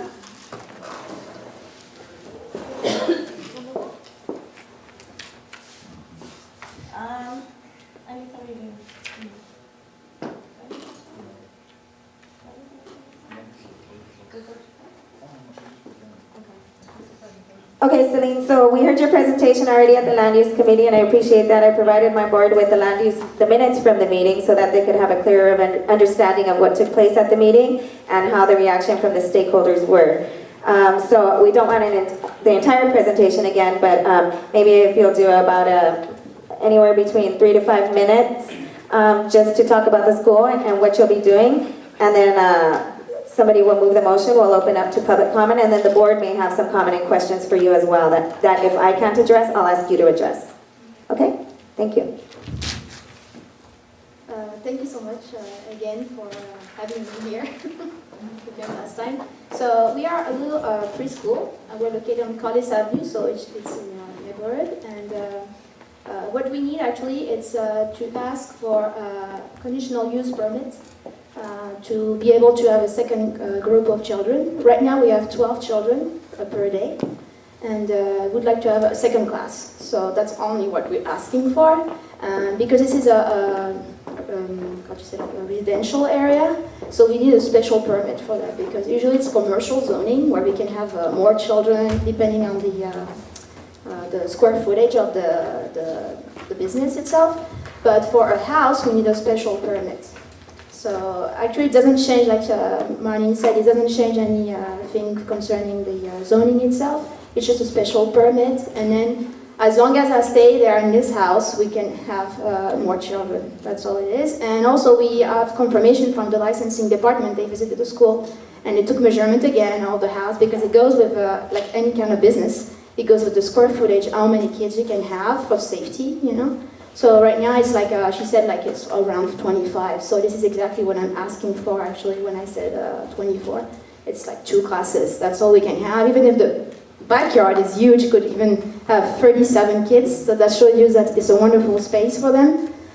We can only have up to 25 because it's inside doors also that is calculated on the square footage. So what we did actually, the document I gave you the signatures, is we wanted to start like by steps. First we wanted to ask the neighborhood around us on the street, because that's the most important. So what I did, I asked a couple of families to go there, because I said, oh, you know what, this is our school and we're all going to work together. And so I asked some others to come, to go on the street and to present a document that we wanted to have their approval before to do anything else, because they are our neighbors and are concerned, by what's happening in the school. So what we did, this is the result. The parents went around actually for the conditional use permit, you need 500 how do you say that, feet radius to look around to see if it's okay. Also, this is what we did. I made a circle around the house, and then I asked the parents to go all over the place, all that radius. And it was almost a little bit less than 40 houses actually, because the lots are huge over there on Collis Avenue, so it doesn't concern that many houses actually. So what we did for the people not responding to the doors, we just dropped the document to let them know that we're going to go through that process and we need support. And we had out of, like I said, maybe 37, 40 houses max, pretty big maximum. We have 28 signatures of people saying yes. Again, it's not owners on all of them. There's some of them, I should be honest, so some of them might be just renter people, renting the place. But it's what we started with. It was very important to see around what they wanted to do or not. So the second step is you guys, because I've been advised that we need also the support of a community council. Very important before to start anything, because actually it's a cost for a school if you go through that process. It's a lot of money actually, a lot, just for that, just for 12 more kids. So I want to make sure that we have the support, and you agree with having us there and bringing excellent, high quality of education to Health Sereno area. Like I said, we have a lot of amenities in the house. It's very big. The lot is 7,500 square feet. So that's a very big lot.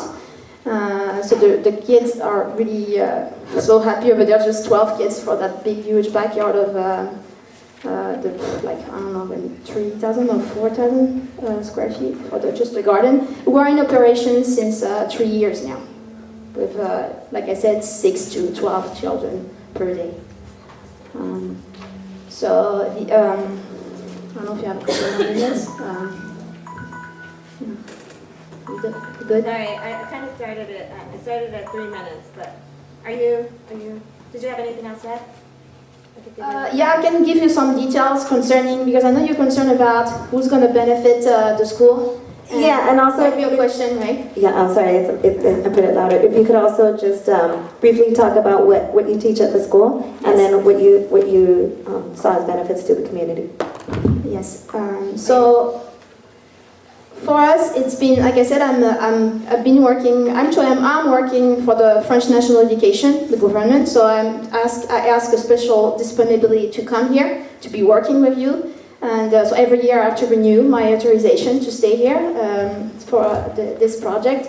So I've been around children for 20 years now, and I have a master's degree in education, and I have all my units of early childhood education. That's about me. Then I've been reading a report about, 10 years ago about school situations in the United States, about pollution of the environment, not enough playing outdoors for the kids.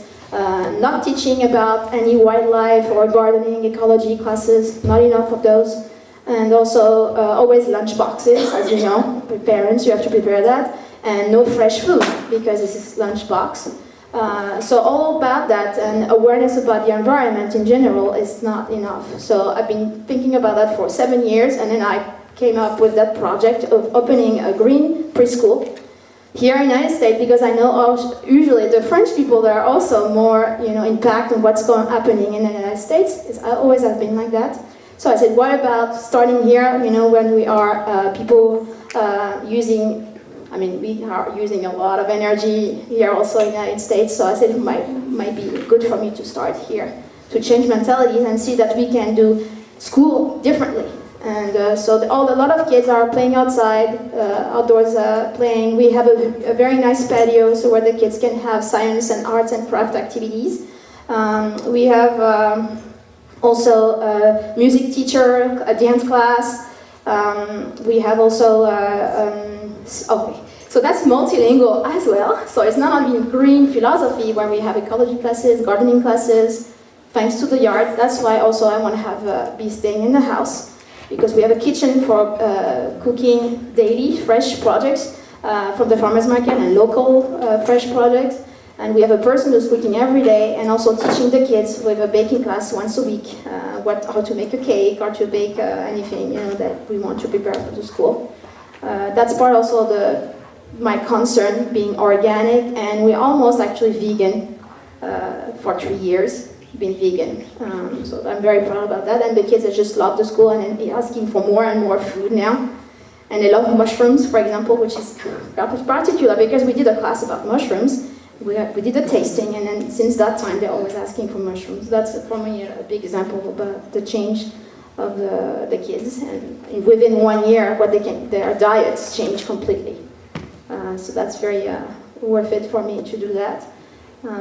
It's in the language, so multilingual, because we are a French immersion school. And so that means I have colleagues with me all day. We're speaking French to the kids. And also we have about 3.5 hours, I think, per week. We have Chinese classes, so our special Chinese teachers coming to teach 45 minutes of class every day. 4 days a week. And in the evening we have Spanish classes, so our special Spanish teacher is coming for 45 minutes. That means every day for him, every evening for 45 minutes, and he speaks Spanish with the kids.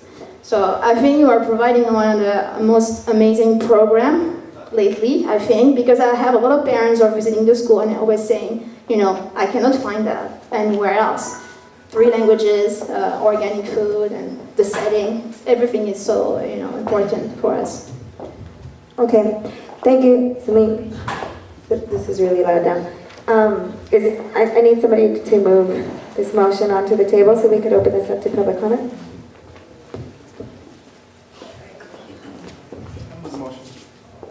Thank you. Is there a second?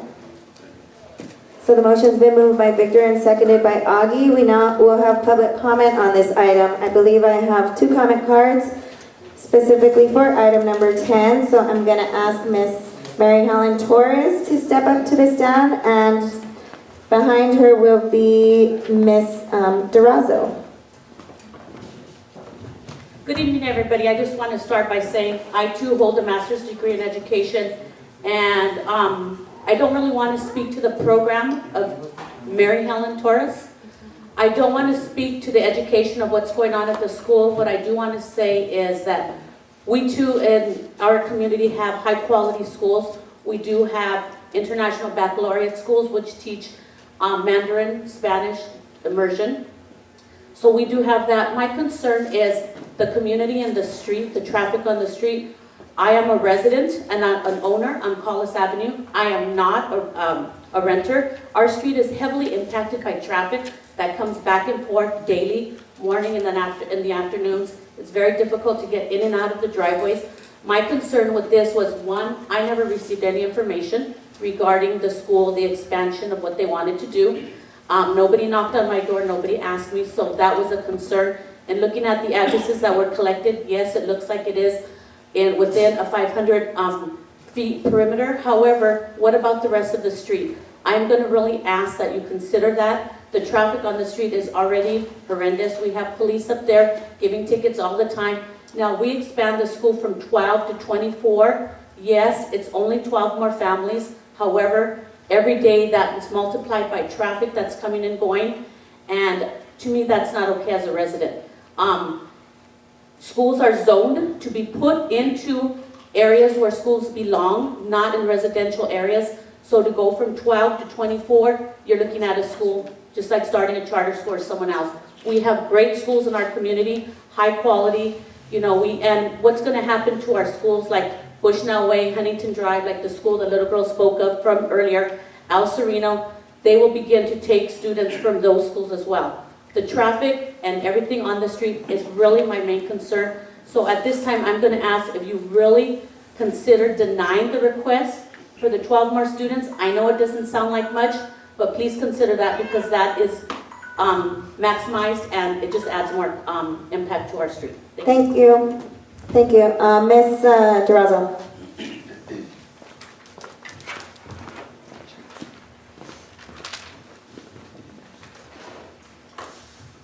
Hello, I'm Irma Payan Durazo. I'm here to also oppose the opening of this school. And basically for the same reason, because of safety concerns, because of traffic. Currently we have ambulance, we have buses, we have through traffic from Pasadena, we have charter school traffic, we have people that park on our street to go jogging. And with kids on the street as it is, people worry about the kids in the area. They worry about joggers, about everything. And so the traffic is a big impact for our family. We try to get out of the parking lot every day. It takes about 10 minutes. People do not stop. They don't wait for us. And to add this many more cars to our neighborhoods it's a big deal for us. It's a big deal. I did receive the notice as well about the school opening. So I'm here to oppose it. And again, I want to repeat what she said. We have good schools in our area that do have, they teach gardening. My daughter works for some of the schools. My husband works for the LA Unified School District. And I'm here to oppose it, and I like to put a stop to it. Thank you. Thank you. I know I had some other hands and no more speaker cards, but is anybody else here to speak on this item? If you'll please stand or raise your hand at this time. Okay. So let me get you three up to the microphone to go ahead and make a public comment in any order, and you'll have 2 minutes each as well.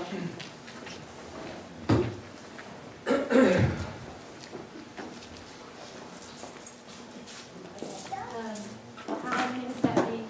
My daughter Stacey has gone to Phoenix for the past year. We are French citizens of this. Oh,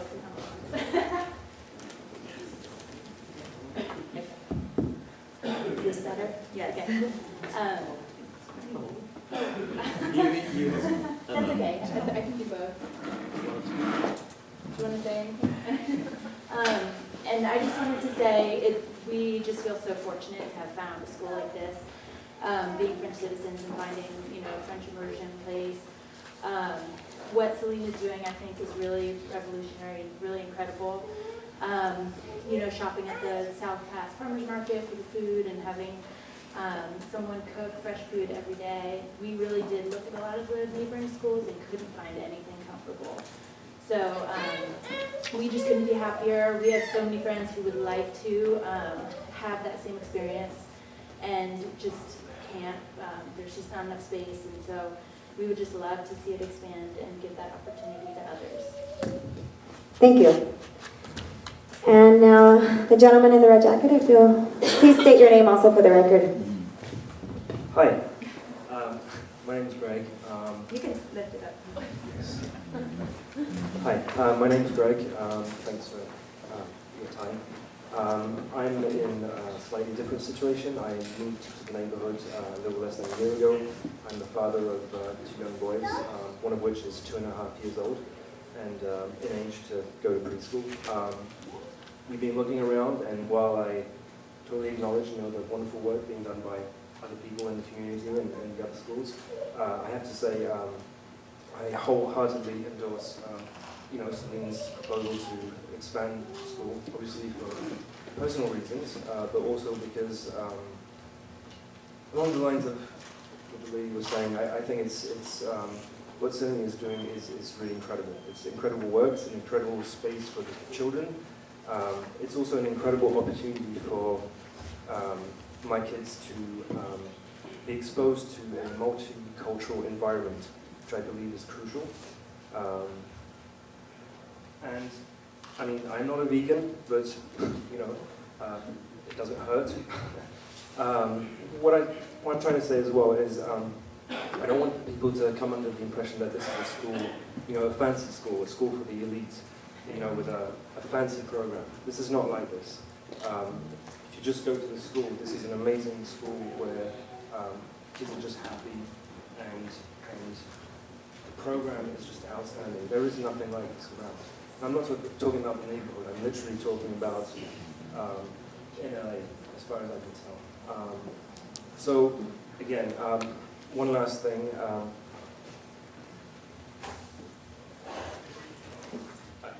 I'm sorry, but I think the education of children is actually a bit more important than spending 10 minutes to drive out of the driveway. I disagree. I respect your opinion. Thank you. Very much. Thank you. No, not yet, I'm sorry, we're on public comment right now. And so I also had, I'd ask that you please state your name. Hi, my name is Violette Sacre. I'm also multilingual and half American, half Belgian. I grew up all over the place, American and European. So when I found this school, it was a match made in heaven for me. I've been in contact with Sereno for over 2 years, and it's very hard to get in her school. My little boy is 3 now, and so he's of age to go here. And I've even accepted to put him there 2 days a week because she only has 2 days open for us to start there. And I'm having him in another preschool for 3 other days just so I can have the opportunity to get him into the school because I think it's so special. A lot of the things that she's doing are very unique. There are a lot of great schools around, but I have to say I've looked at a lot and it's very hard to find a green open space for kids and freely get educated in an outdoor setting, which I feel is very important for early education to be outside, not just confined to indoor schooling. And that is actually not as easy to find as it appears to be. So that, in addition with the multilingual education and the green philosophy and the healthy eating is very important as well, but especially having the opportunity to have your child learn outside in a good and safe environment, in a neighborhood, in a home where you feel safe. It's a very special opportunity, which I feel is important. So thank you so much for considering, and thank you for letting us be part of the neighborhood. Thank you. And let's see. Did I have one more, sir?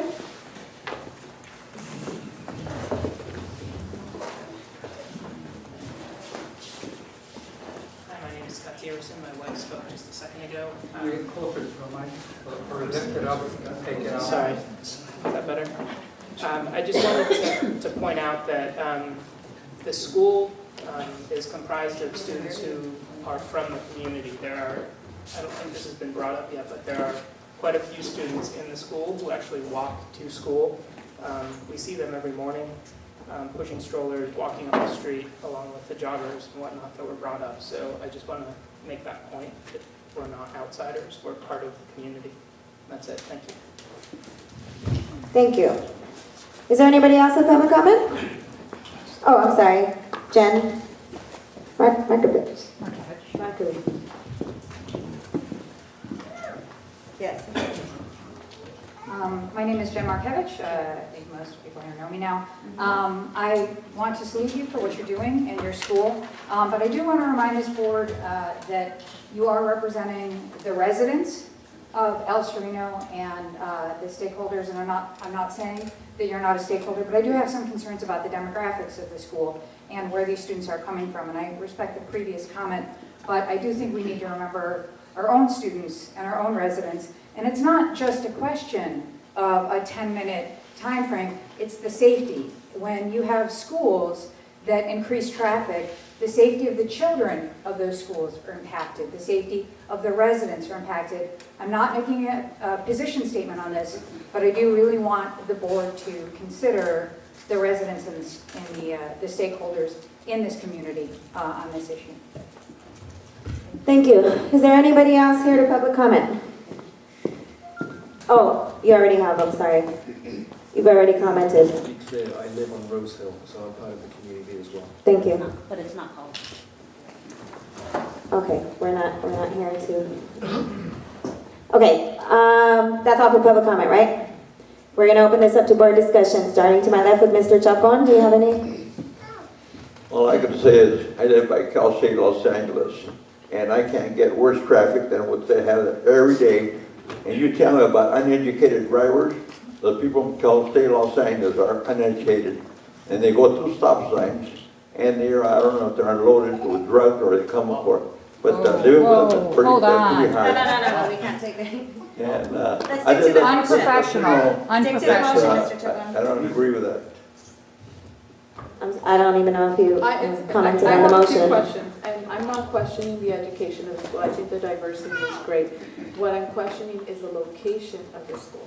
It's in a residential area, which is going to impact the residents around it, and there are a lot of safety concerns. I go every morning, I drive to that school, we drop off our kids down the street, and I do see car accidents from people pulling out of their driveway several times, and it's recent within the last 6 months. So I do have some safety concerns, but I also have some concerns in regards to, you mentioned that there are special permits. What are the requirements? Do you have a copy of what is a special permit that's required? That's one of my questions. The other one is, the original request was from 12 to 24, and now you're saying 25. Will that number change or increase later on when you actually file your conditional use permit? My third question, have there been any traffic studies done to litigate any issues with the local residents? And my fourth question is, what document was actually presented to the neighbors when you were getting the signatures on the petition? Because a petition really does not, it's very vague. It doesn't say it's an increase, and it really doesn't say how many you're increasing to. It just says community agreement for extension of capacity of children in our preschool. I want to make sure neighbors are actually aware of what they signed. And I'll mention, I called a few neighbors that I do know on college to find out if they were even aware of this, and many of them said no. So that was a concern for me. So if I can get some answers on my questions. Thank you. Tom? Right. Basic issue. Where's the CUP application? If there is no application, formal document, we cannot take action on approving or disapproving a proposed CUP. Now, first issue, do they have a CUP now? Or are they operating without any sort of permit as a school in a residential area? If they are, that's another issue. But right now, since you have no document for a conditional use permit, how can you make a judgment as to the quality of it, whether it's going to have ADA approval or anything? You can't. So I will be abstaining. If you look at the minutes of the last meeting, I brought up the issue, the same issue that Tom talks about. And that's the conditional use permit. There's a process. And the way we usually do this on all neighborhood councils is first you go get your CUP application put in. There's some hearings that are going to happen. We're part of that process. It's not before, okay? But somehow in here, if you look at the minutes, someone who was not allowed to, not even on the board, was allowed to talk about putting this thing on a consent agenda. If you look at about a consent agenda, it doesn't even apply to what we do here, but it looks like in the west side, that neighborhood council does their own thing. I don't know how they do it, but it doesn't, I've never done it that way. It could be done, but the way he was stating it was like, don't worry about it, just put it on. But see, folks, I understand from the last time that it was something about the expense. You didn't want to go through the expense if you we're not going to get an approval. Gosh, I wish I could do the same thing when I wanted to make a house or whatever I want to do. I mean, I'd like to be able to do that with that, right? And so my thing is, I believe that this whole motion is out of order, completely out of order at this point. Because what happens under the CUP, if I may elaborate a little bit, that 500 feet radius, the city officially sends out the notice. And that hasn't even been done, okay? So how are you asking us to determine on something that hasn't even been done? The process is for you to make the application first, and then based on that information, we make the decision to either support or not support you. Thank you.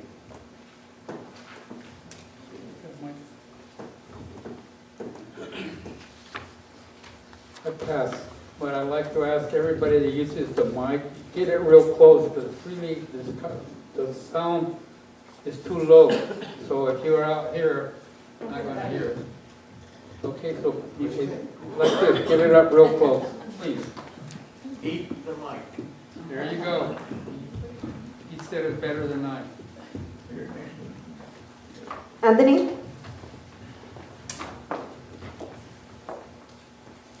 I do have a few questions. I'd like to know where the location on Collis, because it's an extensive street. The nearest location would be Collis and what?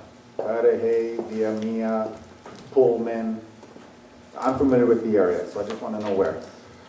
My second question is, they want to expand from 12 to 24, 25. Are all 25 students going to be at the facility at the same time? Or will there be 12 in the morning? They leave at lunchtime, and then at 1 o'clock a second shift starts, and then there's 12 more later. So in reality, maybe there's only 12 people there at any one time. If they're saying, well, we're going to expand it and we want all the kids here all the time, I think it's a little too much. It is a residential area, and I would like to have the applicant go through the CUP process before this neighborhood council makes a decision. Thank you. Michelle? I do have a few questions. If you do have employees or volunteers, do you process them through like a fingerprint live scan, through Megan's Law, TB tested, and do you have all that on file? Do you fall in the charter school status, so this would be a charter school? Since you won't be doing through LAUSD, but if you do go through LAUSD, actually charter school has to get guidelines from LAUSD to know exactly what you're going to teach. So you have to meet their requirements, and do you have that, a copy from them? Because charter schools usually have to. And yeah, because they have to do a certain way to teach it. They give them that. You can ask them over there at LAUSD. Do you have any pictures of the house? And are you, psychologist on site, a nurse on site, psychologist, if you do have a child that has special needs or actually takes medication, he has a behavior, obviously I don't think you'll be honoring an IEP because an IEP is only through an LAUSD. So how will you be taking care of children with special needs? Then that goes back to you have a psychologist, a nurse, if they need medication, who will be giving it to them, or is it somebody trained who will give it to them? And I think that was it. That's more my concern on that. I mean, 25 is already a classroom in a public school. It is. It's a lot of kids. So that's why just like the size of the room goes back to what Mr. Manzano said. Would they all be there at the same time in the room? Or would they be like two different shifts? Thank you. Cynthia? Jen? Victor? Yes, thank you. I think it's great what you guys are doing as far as the environment. So I really appreciate you guys coming down and come speak to this. But obviously there is some issues, some community issues that we have. So my question is, I have a couple questions to ask you is, was the CPU application submitted during the land use committee meeting? And did the land use committee actually ask for the application during the committee meeting? The other question is that you mentioned that we had 28 stakeholders, committee members in support. Were there any that weren't in support of your request? The other one, is there a deadline? Is there a deadline that there is to submit your CPU for your request? Those are my questions. Thank you. Troy? Yeah, I've had the opportunity to visit Celine and her Phoenix Global Green School. And Celine, I gotta hand to you, you're doing a really good job. So I agree with some of the stakeholders who are in this room who are standing by you with this. However, there are a few concerns that I have as well. Traffic, of course, and also what Michelle here has brought up regarding special needs and other issues that might come up with other children. So again, I'm in support of your school completely. I've seen you operate it. So again, it's a traffic situation. Would there be a cross guard needed there? I do understand there are some community kids that walk there, so that might cut down on a little bit of traffic. But then again, I'm just thinking out loud here. So I think those two issues that I just mentioned regarding what Michelle has brought up, the traffic situations, those will be my concerns. Good evening to all. So I was present at the land use committee meeting when this item was addressed, so I have a little bit more information. Celine, if you could clarify also the ages of your school. My understanding that's preschool, so it's not elementary school age kids. I myself, I am a mother. All of my children attend LA Unified School Districts. Prior to public schools, they attended a private school because I needed quality daycare. And I needed daycare. I wanted them in school learning, and it was challenging to find good quality daycare for my children. And because I work full time, I didn't qualify for programs for education for my kids. I had to go private and pay. So I would have loved to have a program such as this when I needed daycare service for my children. So I think it is a needed service in our community. I wanted to talk in regards to it being in a residential area. I work here in El Sereno at a public school, and it is also in a residential area, as is Sierra Park, Sierra Vista, Wilson. All of these public schools who have many students, hundreds of students, are in residential area. Okay, so this is a school in a residential area. It's not out of the norm to have schools in a residential area. Okay. So also the ages of the kids, once again, the ages of these students, these children, will not be taking students away from our public schools, because these ages are not your students that you will find at Huntington Drive Elementary, Farmdale. These are young children that probably won't be eligible to attend those schools if they do service those ages.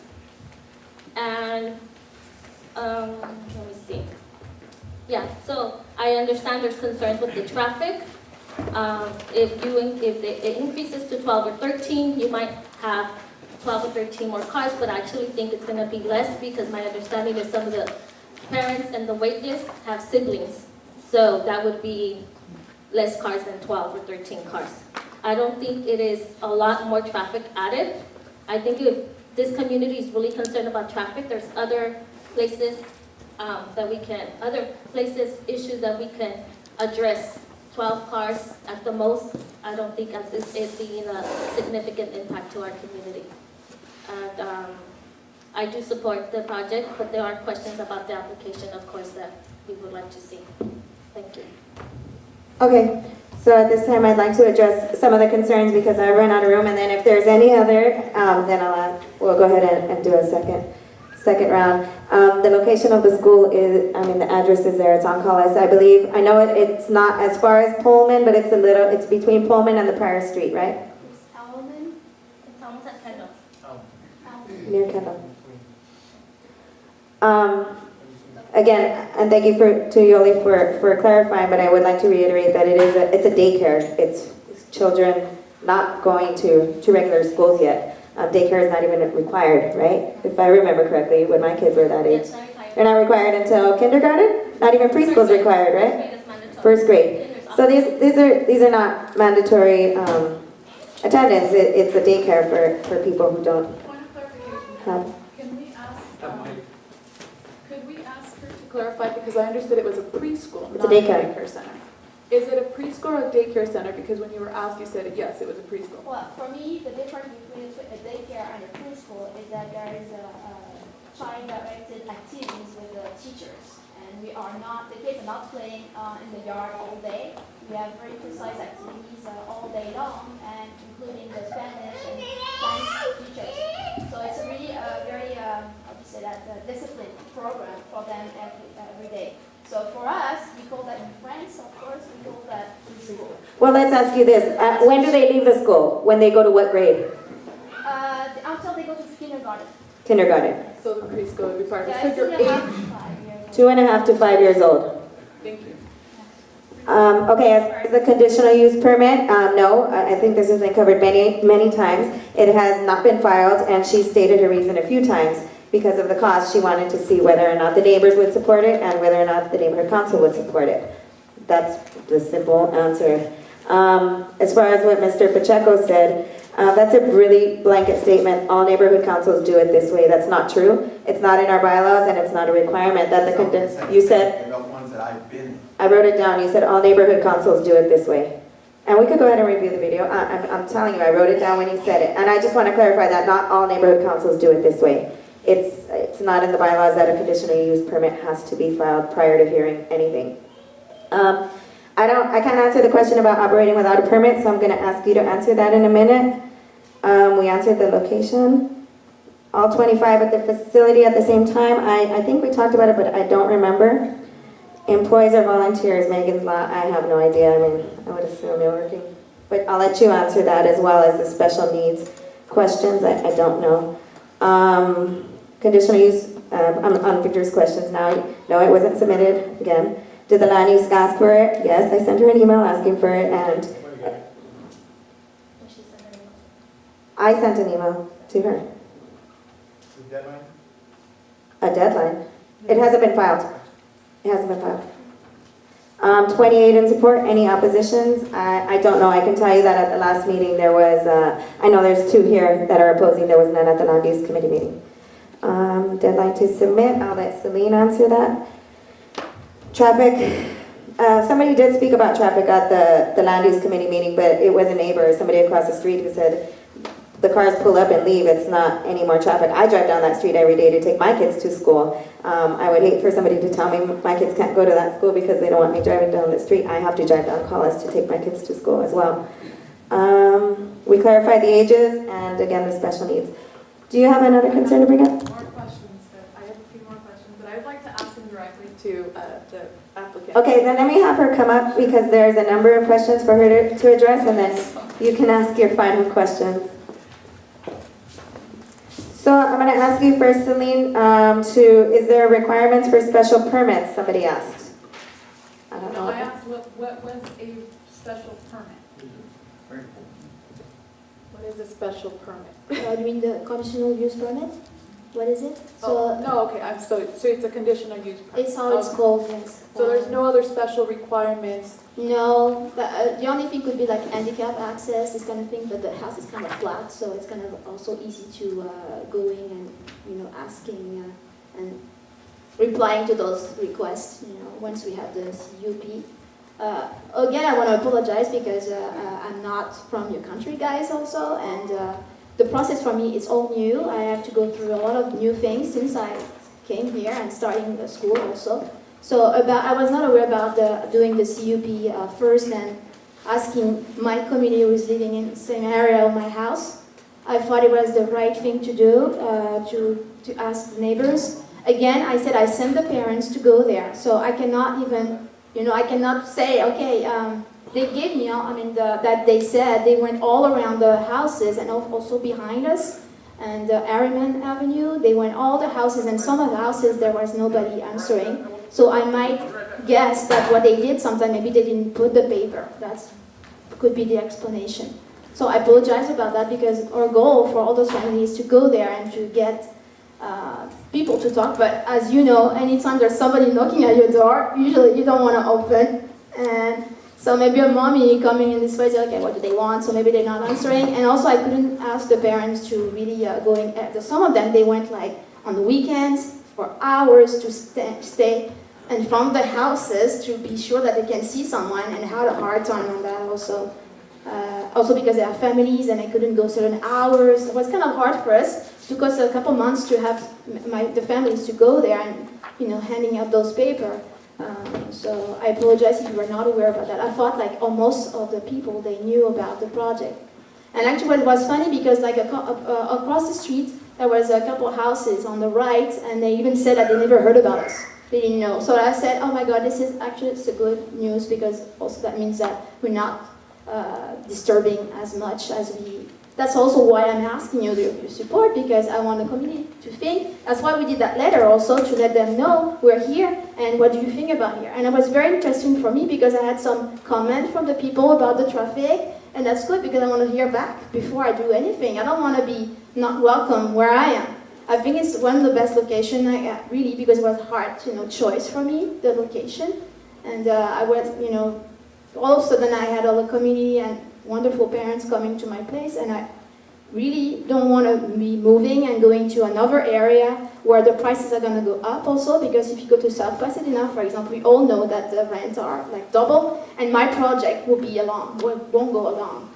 No way. Because right now I'm living in the house, so it's a family childcare, you have to know, that's the structure right now. Family childcare requires me to be living in the house. So that's not an easy thing for me. It's been 3 years I'm living in the house and sharing the school with all the families, and most of the space actually is for the kids, because for me it's most important than my own space. And also I chose the house because it's about the philosophy that the kids, they need to have like a transition between a home, your home, and another school is going to be really like a space, like you talking about zoning. For me it's about more about where you are going to be learning. So important, the environment, and what I found is that wonderful place. It's just about the place. It's not because I want to be in a residential area, just because I saw that place. I said, oh my God, there's a patio where you can always be outside whenever it's raining, so the kids, they can feel the rain. Yeah. I'm sorry. Yeah. I hate to interrupt you. Yeah, sure. But we've already done a presentation, and we're at this point. I'd just like to ask the questions answered. The points and answering. I'm sorry. Okay, hold on. If you just answer the questions, and I don't want to be rude or anything, but if you could just answer them as brief as possible and stick to the questions so that we can get to a vote. Sorry. So, okay, there was a question on traffic studies, and Yes. I'm sorry, I forgot to address it. I believe none have been done, right? Important. None have been done. No traffic studies have been done, right? Traffic studies? Not No. really. Okay. And somebody asked about what document was presented to the neighbors. You all received it. It's a letter, right? That went to the neighbors. Yeah. This is what you said, there was nothing on the petition. This went along with the petition, and this was left on the doors of the neighbors that weren't home. No, we did not receive it. It's attached to the agenda. Okay, but And so it'll be on that wall. She said she didn't receive it at home. She Oh, I received see. it on the wall. I see. No, I see. I see what you're saying, nobody in but our area did. I don't know if they went 500 feet or how they determined, but they asked them. My thing is, it should have I been need on to not the have petition, a little public bit comment. clear right on now. the petition. what Yeah, you're but doing. it goes with the document actually. We gave I that know, but- document first to read and then they sign. Many of the neighbors I spoke to never received it. I would have felt more comfortable at least knowing that the signatures that they were signing at least had the increase there. Then I'd say, okay, if you didn't receive that form, it's on the petition that you signed. How can we guarantee, because you said Okay, your parents Angela, went out, can that we, they actually, that they actually You're out of order, gave that though. letter to those neighbors. That's my concern. Thank you. She's out of order because it's not very common. For most of the parents, the family, they talk to the neighbors. For most of, all the people were signed, they talked to them, they explained the project. If they had any questions or details, they would have told them that we needed 2 classes and we had only 12 children because it's family childcare. Okay, I'm That's sorry. what it is. Next question, are you operating without a permit? No, we are licensed since 3 years now. So we have people coming every year to check the location, safety and everything, the number of kids, and that's what it is. Okay. Are all 25 at the facility at the same time, or is it morning, evening sessions? So there is different school programs. We have 5 mornings programs. Some of the parents, like Sadie, for example, she's coming only 5 mornings. Then we have a 2 days program, we have 3 days program, and full-time programs, and also afternoon school programs. So for me, it's difficult to tell you. Sometimes usually we are less children in the afternoon, much less, because the parents, they like to come in the morning, for example. There was also a concern about the number of children in the classroom, but it's not one classroom, it's an entire house of different sections. So yeah, you have to think that this is, it's a huge house. You came there, there's 3 classrooms for 12 kids, and this doesn't count my own room, which I will be opening, definitely, if I have the agreement. So it's 1,000 almost and 600 square feet indoors. For 25 kids. Yeah. Okay. So that's big. And then Michelle's had a number of concerns, so I'll just go one by one. Sure. Your employees and volunteers, are they screened per Megan's law? Yeah, I'm following the licensing department, which is any kind of teacher working like up to 2 hours per week. They have to be live scan and TB tested. So they are, because they, like I said, the licensing person came like in September, because every year, usually around September, beginning of the school year, to check everything. So they asked me that, and then I could provide the document. They are in my files. Okay. She spoke about a charter school or LAUSD requirements, but that doesn't apply because it's a daycare or We're not a charter preschool, school. pre-kindergarten, Yes, pre-K exactly. is what we call it, I guess. Pictures of the house. If any of you came to the land use meeting, there was albums. And, you brought some. Picture I can show you. Okay, also. so who wanted pictures of the home? Michelle, you could take a look at those. Do you have a psychiatrist on site for these No, 2-year-olds? it's such a small structure, you have no idea. 12 kids is like one table, you know, sit it. It's just one table like this, 12 kids around. Just to sit to it, it's not. You think? Yeah. So there's no psychiatrist on site. Is there a nurse on site? No, we don't, because this is a family child care. Usually, I'm just supposed to be the one to be in charge of the kids. That's how it's working. It's not really, it's not public school, so we don't have that kind of regulation. Right.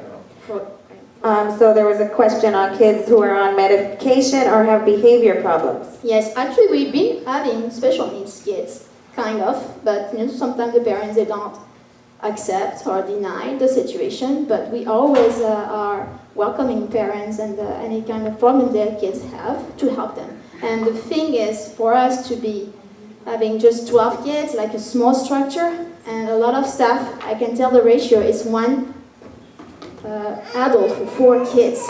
I don't know if you imagine that. That's very small.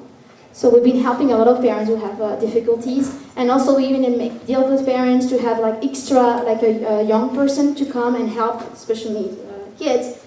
And I'm sad that there's not the mother who was coming here, because the first time they came to my place, the kid couldn't say one word. And after a couple months, because I have so few kids with me, and I was always behind, and the first day already he spoke 1 word, the first day.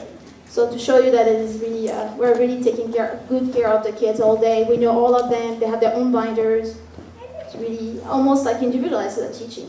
Okay, thank you. I believe that covers all the questions. Is there anybody's question that's unanswered? I know you still have one. Go ahead. We're going to do, everybody gets an opportunity to speak twice. Yeah, question. Is it possible you could have it like a safety guard or a crossing guard there with the cars, keep them going? And I can also see a problem here with the fire department in case of a fire and the streets are blocked. If you had somebody like a crossing guard there, moving the cars along so they keep going. And I know, especially in school up there, they park one after the other and they block off the streets completely, and it's a pain. And I could see somebody, there with a guard outside, saying, moving, after a while, to move, they sit.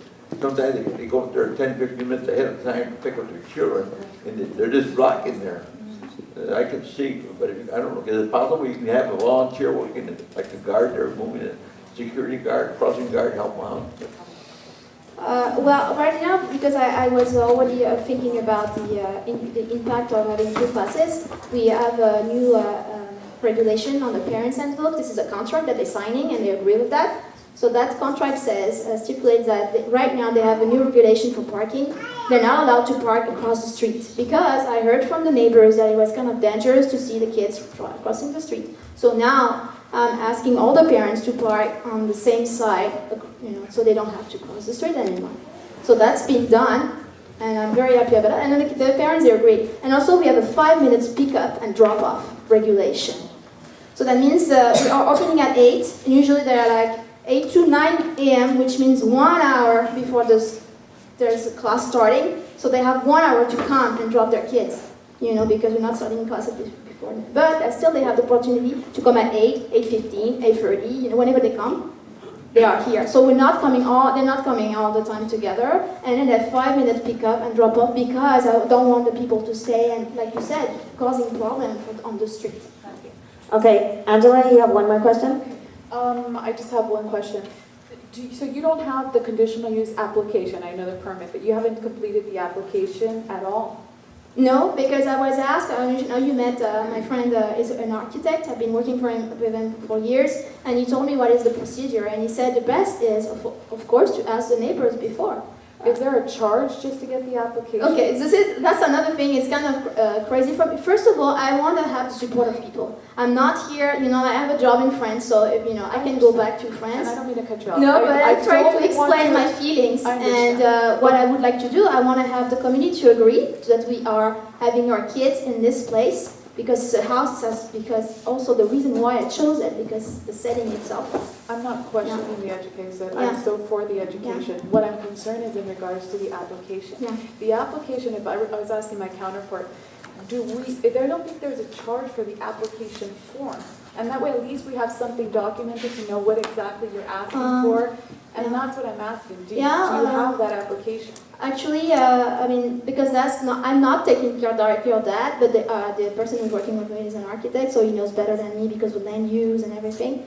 So what we're going to do, actually, we're waiting for you to have your support, and then we can think that, okay, this is worth it to do the application. And there's nothing really in particular. They're going to do the radius of the house. They're going to make maps of the place to see that we can have more than 25 kids. And then they will check the safety. But like I say, the school itself is already in operation. So I don't think it's going to be any problem, because licensing department would have told us, no, we cannot have kids here. Thank you. I don't know if it replies to your Are we going question. to have board discussion, or is this board discussion? This is board discussion. Okay, so I just want to make a comment to the board. In order for us to be able to look at it, being the former land use chair, is you at least have an application and you know what are the conditions and the terms. You know what they're asking for before they even submit to the city. I don't know why the architect recommended that, but it's useful for us to know what we're voting on. Because there can be changes later on. You could say you're going to vote for this, and the numbers and the requirements can change later. So I would ask the board to either consider not to take an action on this item, so that you have enough time to go back to your architect and get the details in regards to what you need, and come back with the application so that we can make a decision based on what you're going to eventually request. And after some, more neighbors are contacted, and see if you have that support. That's my suggestion to the board. Can I just give details about what's going to be done? Like once you get the application, what they do, you explain that. They're going to send a mail again for sure now officially to all the neighbors and asking their agreement or not. And then they want to they agree or not with the project. They will come to the public hearing, which is more official. And then the public hearing, they will vote yes or no, like you do here. Yeah, we're the first step. Usually the board gets the support, downtown considers it highly when it comes to the board, because it seems like we've already done our legwork. That's basically what occurs. We give our suggestion, downtown ultimately makes their decision. Do you own the property on Collis, or is it a rental? It's a rental. Thank you. Okay, we really need to wrap this up, so if we can keep it brief.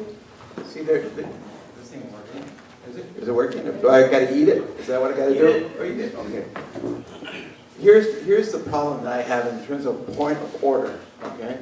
Because if we vote you down on this motion today, then it takes a whole reconsideration, but we can't do it. You can't do it in one month. And so what I'm hoping is, and I'm making an amendment, that we table this until you actually make an application. Because the motion itself says we support the application. There's no application. What are we supporting? That's what the motion says. And so even if we pass it, there's going to be a grievance because there's no application. So I make a motion that we table this until there is an application for the CUP, the conditional use permit. That means the conditional use permit means that you want a variance from what that street use is for. That's what that's about, is conditional use. In other words, the city's going to set certain conditions. One of them might be a mitigated environmental impact report. And that goes into all the things about traffic and all of that. Now, I can understand that your architect wants to get ahead of time, but I think maybe, I don't want to say, I'm not an architect, okay? I don't want to, and I'm not a lawyer, but I would say if you guys would help by just tabling this until they can get the information that we need to make the right decision. Okay, so I make a motion that we table this until... make a motion until the presenter makes an application for the conditional use permit. We have a new motion on the table. So now we have a new motion on the table to table the item. It was seconded. Is there any public comment on this? What happened to the other motion? What was the other motion? It's an amendment. No, we're not, I want to set it aside, it's not. It's not an amendment, it's a motion to table. We can't bring it up later. If you want to make an amendment, then you would take that wording out of application if that's what you want, but this is not an amendment. You're making a motion to table it. Are we gonna have discussion, board discussion? We already have a motion on the floor. The one that Victor made, that was seconded by Audrey. Can I just add one more thing? Explain, because we're talking about the neighborhood. Actually, I checked today where the parents are coming from. And so we have, during 2015 and 2016, I checked where they're coming from, the address. So like I said, it's just a couple families. So there are 90032 Sereno. There have been 5 families from there.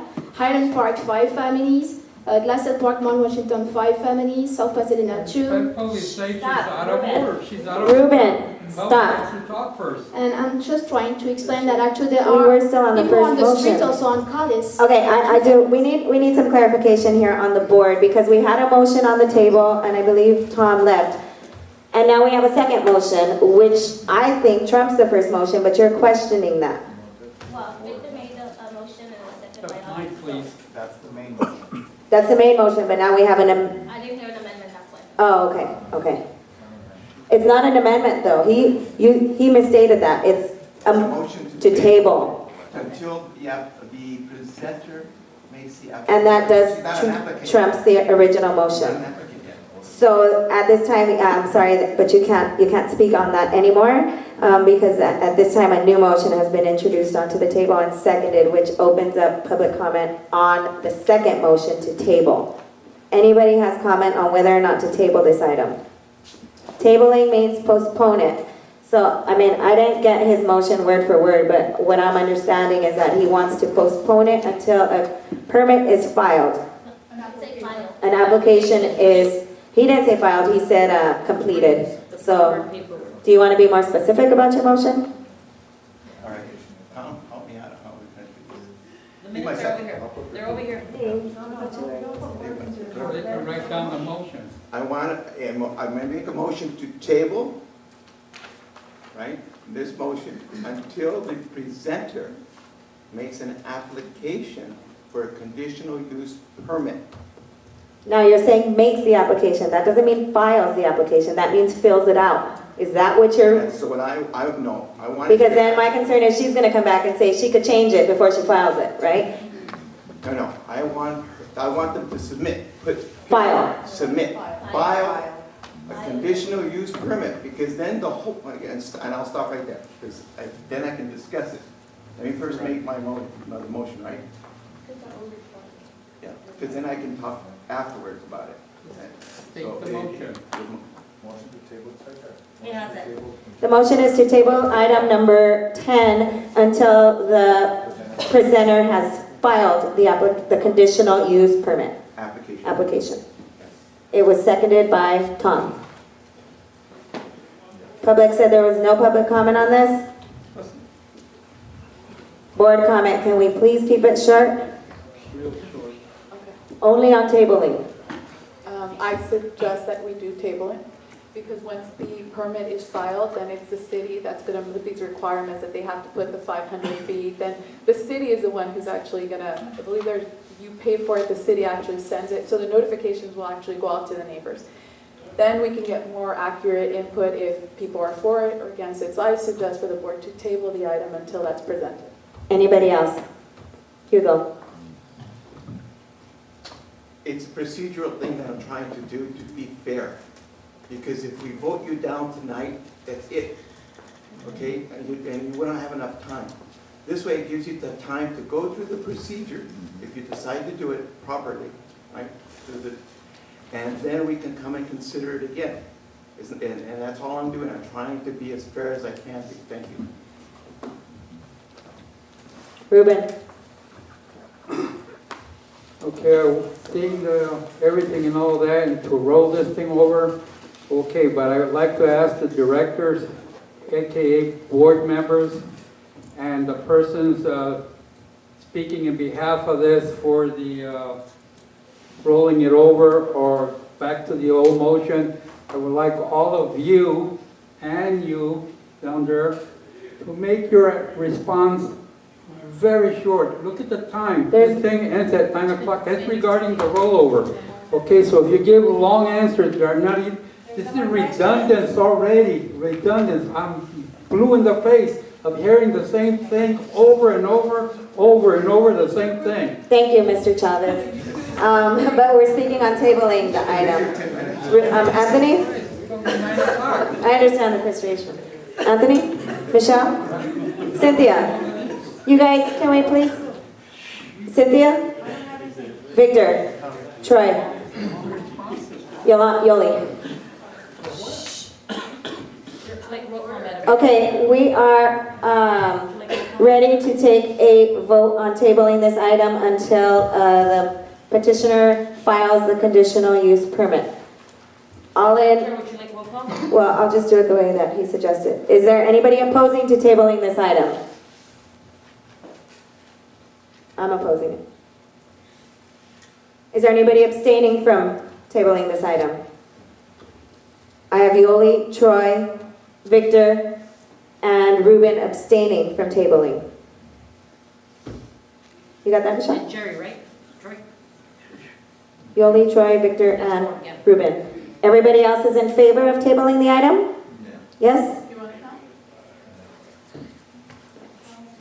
Mr. Chacon, Angela, Tom Williams, Mr. Pacheco, Augie, and Cynthia.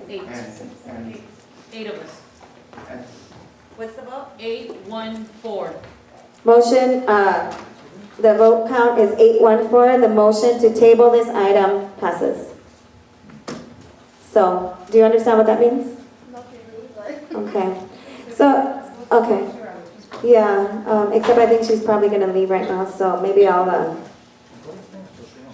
okay. The rest of the people know what we did. You're out of order. What we did then is, as the conditional use permit has not been filed, it's not a requirement, and it's not in our bylaws that it should be, and it's not a requirement of the land use committee to only hear items that have conditional use permits filed. However, the board has made this decision that they feel more comfortable making a determination on whether or not to support the project after seeing in writing what's on the conditional use permit application. I guess there is a little bit of fear, or maybe something has happened in the past, I don't really know where the fear stems from, that people are going to come forward and say they're going to do one thing, then we support it, and then on the application they put something else. So maybe we're going to say, yeah, we're all for this, and then on the application you have 40 students with major demolition, and I know that's unlikely, but that's the thought process of some members, and rightfully so if that's the way they feel. It doesn't speak for all of us, but some. We didn't take a position at this time to support nor oppose it. We have absolutely no position at this time. Once you do file the permit, I'm not going to ask that you come back to the land use committee. I think unless I have some opposition from people on the board, we'll bring it straight back to the. Okay? I apologize. Although the committee, the committee liked it. This is the process, and the board is the final determination. Well, I mean, I'm only apologizing for her time. She came last meeting. She sat through the whole meeting. How about the whole, we don't count? Okay, no, absolutely, everybody. I apologize to everybody. We had a big discussion, and then it got tabled. So. Let's move on the agenda. We're out of order. And so we're moving on now to item number 11. And you all who are opposing it, you'll see it on the agenda again. So when you want to come back and speak against it again, thank you. Madam Chair, who would be the person to tell them that? Should I have been the chair to explain all of this so they don't go this far and then get turned back? Again, like I just said a minute ago, it's not a requirement. It's her, it's what she prefers, and it's what Mr. Pacheco prefers. It's not a requirement. Okay. Thank you. Item number 11, discussion and possible action. The motion is that LA 32 Neighborhood Council approves the following time frame for the 2016 election meet and greets. We have Thursday, April 7th, 2016, from 6 to 9, no location yet. Sunday, April 24th, 2016, at the LA 32's Kite Fest, Ascot Hills, time TBA. And Wednesday, May 18th, 2016, a formal town hall for candidates at the Senior Center from 6 to 9. I move that motion. Anyone second? Is there any public comment on this motion? Is there any board comment on this motion? Yes? Did you say yes? Okay. Is there any money involved in this? I don't see any money in here, so I'd say no. Nothing is provided. However, if you look at numbers 16, 17, 18, and 19, these seem to be closely related. Also, the meet and greet, is number 19 the same as number 11A? Then also, why don't we just lump in public safety awareness fair as part of a meet and greet on the day of the election? I don't think they can't be within a certain feet though. So yeah, it's like 100 feet. And they can come to that meeting and then go over to the election. Make your motion. Yes, but we're first discussing this one. There's Okay. with this particular one, add Well, specifics for the public safety and for the pipeline. Are you serious? And for the urban wildlife presentation. I apologize. Sometimes it's just a bit much. Right now, we're discussing item 11, which is the 3 dates and times listed on A, B, and C for candidate meet and greets. That's it. Do you have comment on those? No other items, no other combinings, unless you're amending a motion. Again, clarification only on those three is what is the meeting for item A? Okay, so I'll have the chair. Sometime, somewhere, location to be announced, time is in the evening, but is it going to be associated with any other organization? Okay, anybody else to my left? Yeah, I mean, Tom brings up a good, and Tom, obviously, you're a little bit more educated than I here, right?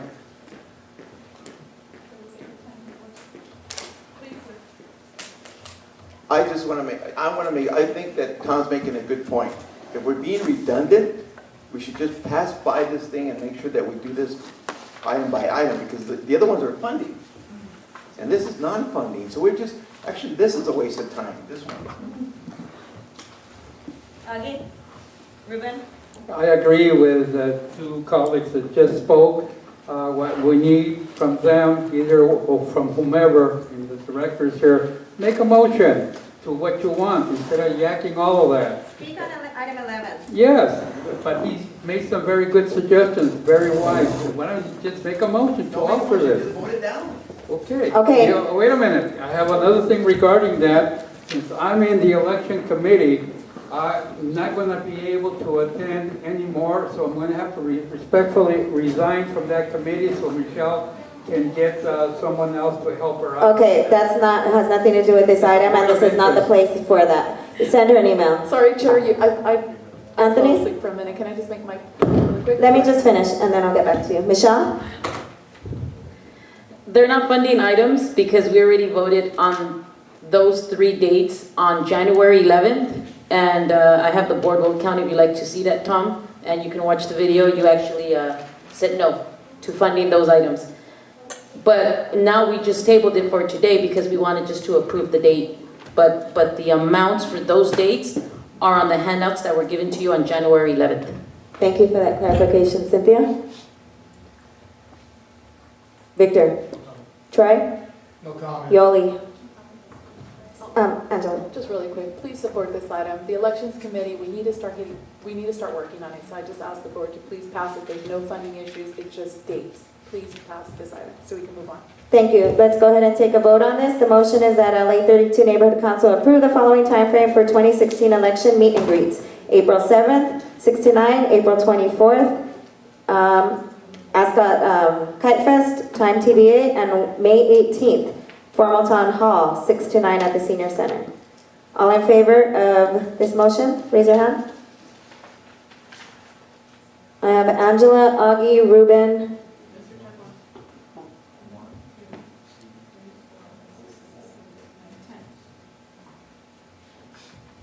Those opposed? Tom is opposed? And I'll abstain. You and Hugo abstained, okay. Oh, Hugo as well? Yeah, he's abstaining too, right? Okay. Hugo and myself abstaining, Tom opposed, everybody else is in favor. The count is 10-1-2, motion passes. Moving on to item number 12, filling of vacancies. Following vacancies will be filled per LA 32 bylaws, Article 5, Section 6. Is there anybody here to fill a vacancy? Nobody? West region or North region? I have enough to do. Let's go, Yeah, Guzman. you gonna do it? No, I have enough to do. Jen, I know. What? Bring Jen over here. Are you here to fill a vacancy? No, I'm not here to fill a vacancy. Okay. Okay. What about Juan? No. He said no as well. I can't do it. Look, we're moving on. Nobody's here. We're not here to entice people to come up here. Okay, moving on. So will we table it or just? You know, we can't fill vacancies 60 days prior to an election, and I believe February was, actually sometime in February is a 60-day mark. It's before the next general board meeting. If there's a special meeting, we can attempt it. This is it? That's what we've been saying for the last few meetings. What? Just 2 more months, 2 more, what, there's just what, April, May, June left, 3 meetings. What am I actually being asked? To sit on this board, come up For here. how long? 3 months, 3 meetings. 3 meetings. 3 meetings. Do it, Jimmy. March, April, May, right? All right, I'll do it. There's actually a process for this. It's not just come and please do this. Jen, yeah, you guys, I need everybody to please be quiet so we can get through at least part of this agenda more. Do you live in or do you qualify for the West or the North region? That's an excellent question. Can somebody explain that to me? I can tell you where I live. Where do you live? Just the street, no address. What's the street you live on? I live on Navarro. That's east. And do you go to school here, anywhere? I'm an alum. Huh? I'm an alum. Do you work in the area? Yes. Where? What streets only? I have a home business. Oh, out of your home. Do you bank in El Sereno anywhere? Yes. Which And bank? your social security number. You guys, can we please get through this, please, Anthony? I bank on Huntington. Huntington Drive? Yes. Chase? Yes. Okay, that's the North region. That's North. So you do qualify? Yes, you do qualify as a stakeholder in the North region. If I bank there, that Yeah. She said it takes 2 minutes to rip. Okay, are you willing to? I said I was willing. Okay, so if you'll go ahead and step up to the microphone, and then we'll just give you, I mean, you get about 2 minutes, but just to kind of, you know, I mean, I get nobody's running against you or anything, but if you just want to introduce yourself and say why you want to be on the board. Eat the mic. My name is Jen Markevich. I'm apparently now running for the North Region vacancy. I'd like to sit on the board because I am very much committed to this community. I live and work and bank and went to school in this community. I like to represent the people of this community and the people who are truly committed to this community. Perhaps you could tell from my previous statements this evening. So again, I'm committed to serving everybody in this community. I'd be honored if I were placed on the board. Great, thank you. Are there any questions for Miss Jen? No? Okay, let's go ahead and take a vote. All in favor of, oh, actually, we need a motion, right? Should we? I second that. So we have a motion to appoint Jen Markovich, Markevich. It's really easy if you don't look at it. Markevich, you're right. Okay, like what? So I have a motion to elect Ms. Markevich as our North Region Director, and it's been seconded by Ruben. All in favor of this motion, please raise your hand. All right, let's say, is there any opposition to this motion? Okay, so we have a unanimous decision to, are there any abstentions? Okay, so it's a unanimous decision to have Ms. Markevich as our North Region Director. Thank you so much. And you can take a seat for the remainder of the meeting. We have about 15 minutes. Just a minor point of order, my full name is Jennifer, and I'm just... Jennifer. Okay. Thank you. Okay, now we're moving on to item 13, which is the filling of executive committee seat. We need a corresponding secretary. Ooh.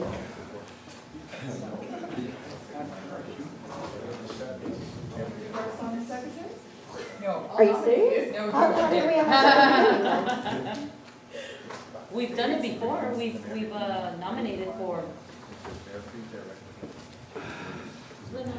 Yeah, no.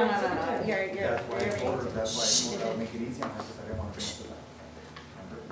Well, okay. The very first day we were seated, we didn't have a full board, and we elected executives. Shh. Sorry. Filling of the executive seat for corresponding secretary. Do I have anybody who's willing to be the corresponding secretary? I nominate George over there.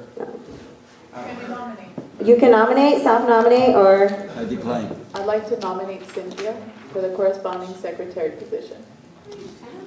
I second that. You show me where it says that. We've done this before. Let me think about it. Let me think. We've nominated. I know, we did it the very first day. I second it.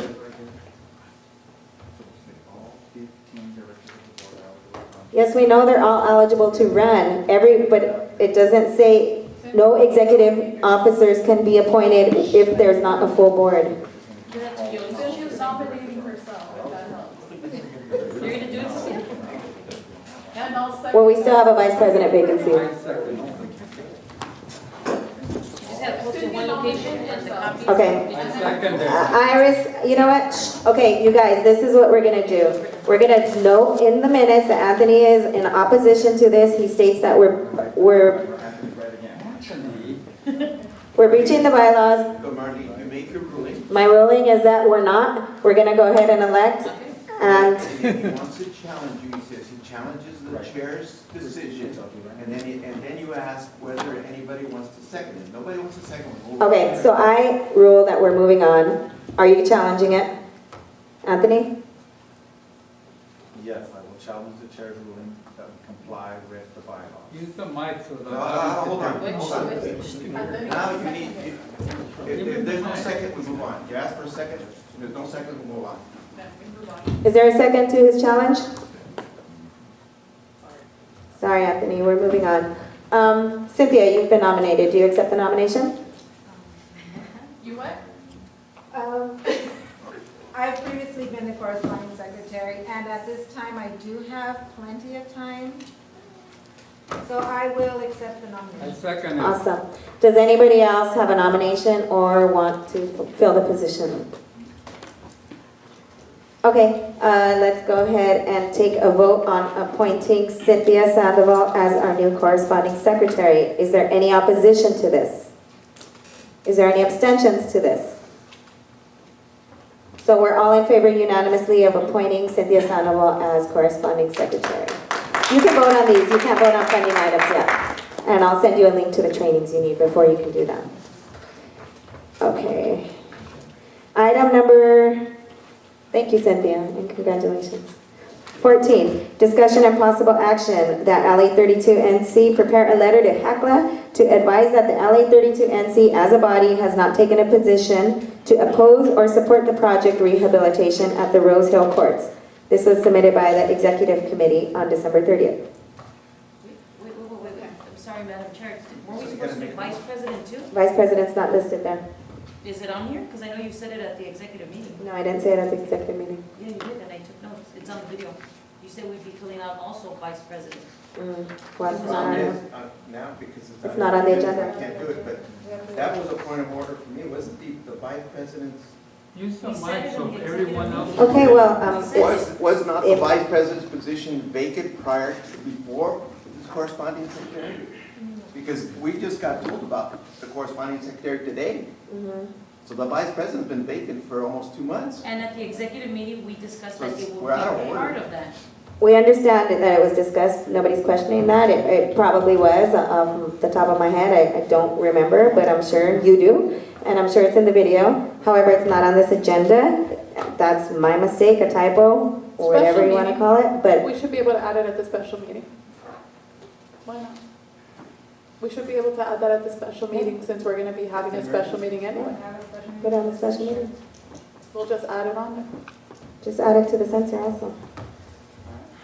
So moving on to item number 14. But point of order, point of order. And the reason I'm talking about this is because we got that directive from the city attorney saying that board members cannot speak at the executive committee.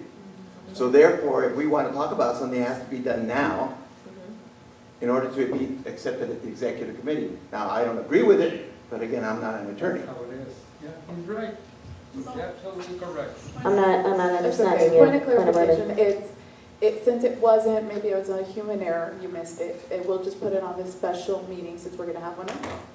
We'll add it onto the special agenda. It was clearly, so what happens, I voted that it would be on there, that's how I voted for the. I make a motion that we what is Things it, are place? Here, Not use on the there, mic. and that's what I voted. I on. make a motion that we place the vice president's election for the special meeting.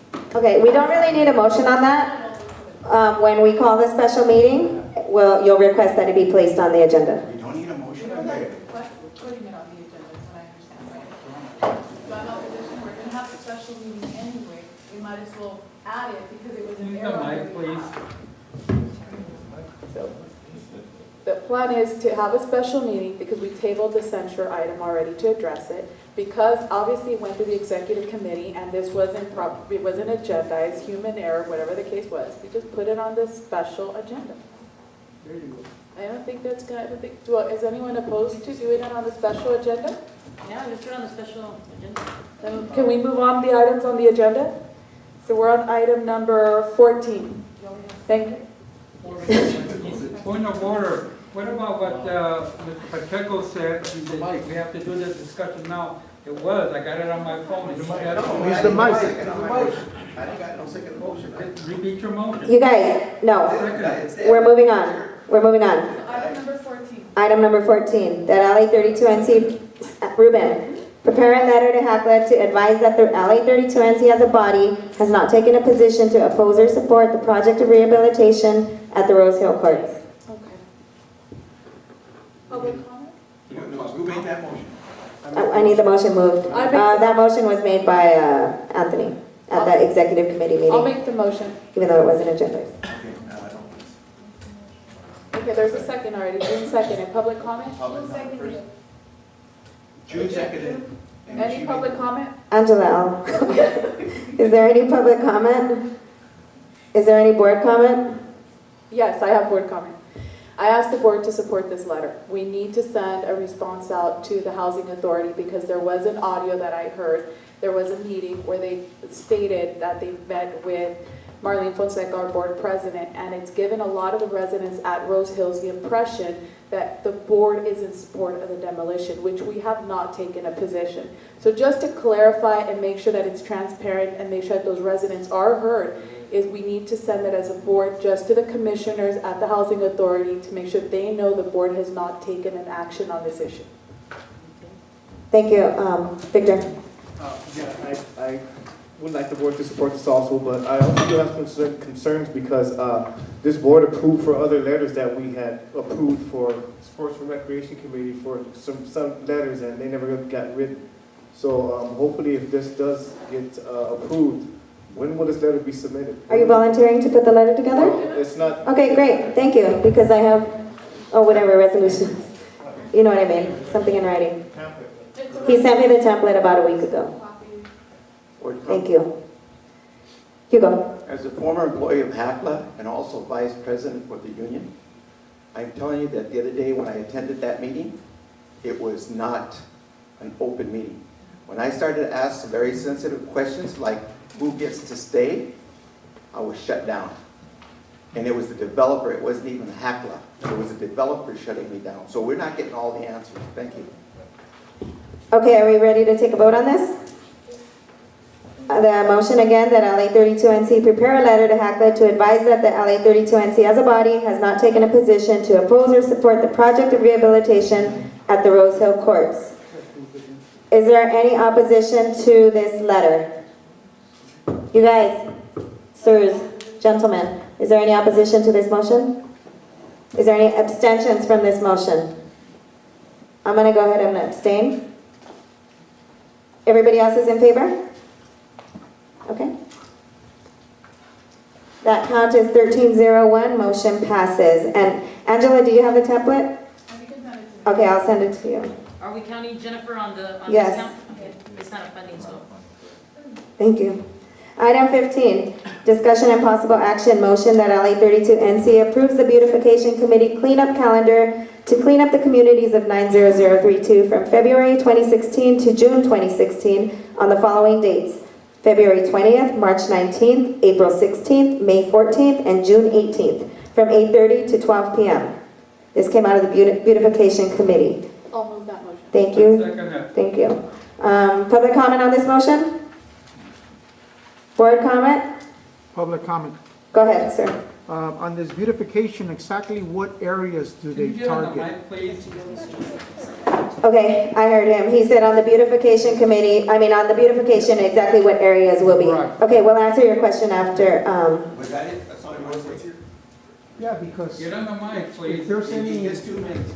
if we're talking about beautification of the community, Keep the mic. I don't need to use the mic. I think I. I know, we can hear him. I can't. I have a hearing problem. Okay, my name is Juan Ochoa. I live in the north side of El Sereno. And regarding this beautification cleanup, I've seen other areas of El Sereno being cleaned, but I've never seen a cleanup crew on my side of the neighborhood. We have a problem between Van Horn and Maycrest Avenue where people constantly dump furniture, mattresses, and I don't see any type of cleanup. I've gone to the councilman's office and I tell them to follow up once a week. They do it, they forget about it. I show them pictures, I've given them addresses, and constantly, if you go there Monday morning along Small Huntington, when I say Small Huntington, that's the one that rides alongside of, north of Huntington Drive, you can furnish a whole 5-bedroom house. So if we're talking about beautification of community, then I need this board to get together with the councilman's office so we can address that problem and we can really clean up the community. And if I have to, I will be out there helping. But I want to see my area of the neighborhood being cleaned. I've been a resident of El Sereno for 35 years. I've seen councilmen come through here. And I hate to say it, but for Latinos, they don't do anything for us. They get the name, they get the business card, but we get no support. And our taxes paid are just as good as the people in South Pasadena, in San Marino, and I've said it once before, when people drive west on Huntington, right when they get past Maycrest, the first thing they say, look at the way these Mexicans look. And we're not all Mexicans, but that's the first word out of their mouth. Thank you. Thank you. Any other public comment? Board comment? Mr. Chacon? Yeah, I'm just going to say that the representative of the the mic, please. My suggestion is, the representatives of that area should get on the tool and back up this type of thing. This is why we're here.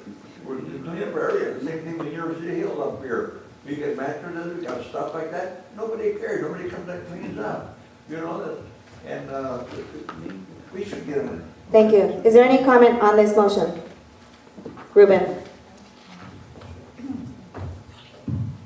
I very much agree with that gentleman that spoke from his street and all the other streets here in El Sereno, LA 32 are in dire need of cleanup.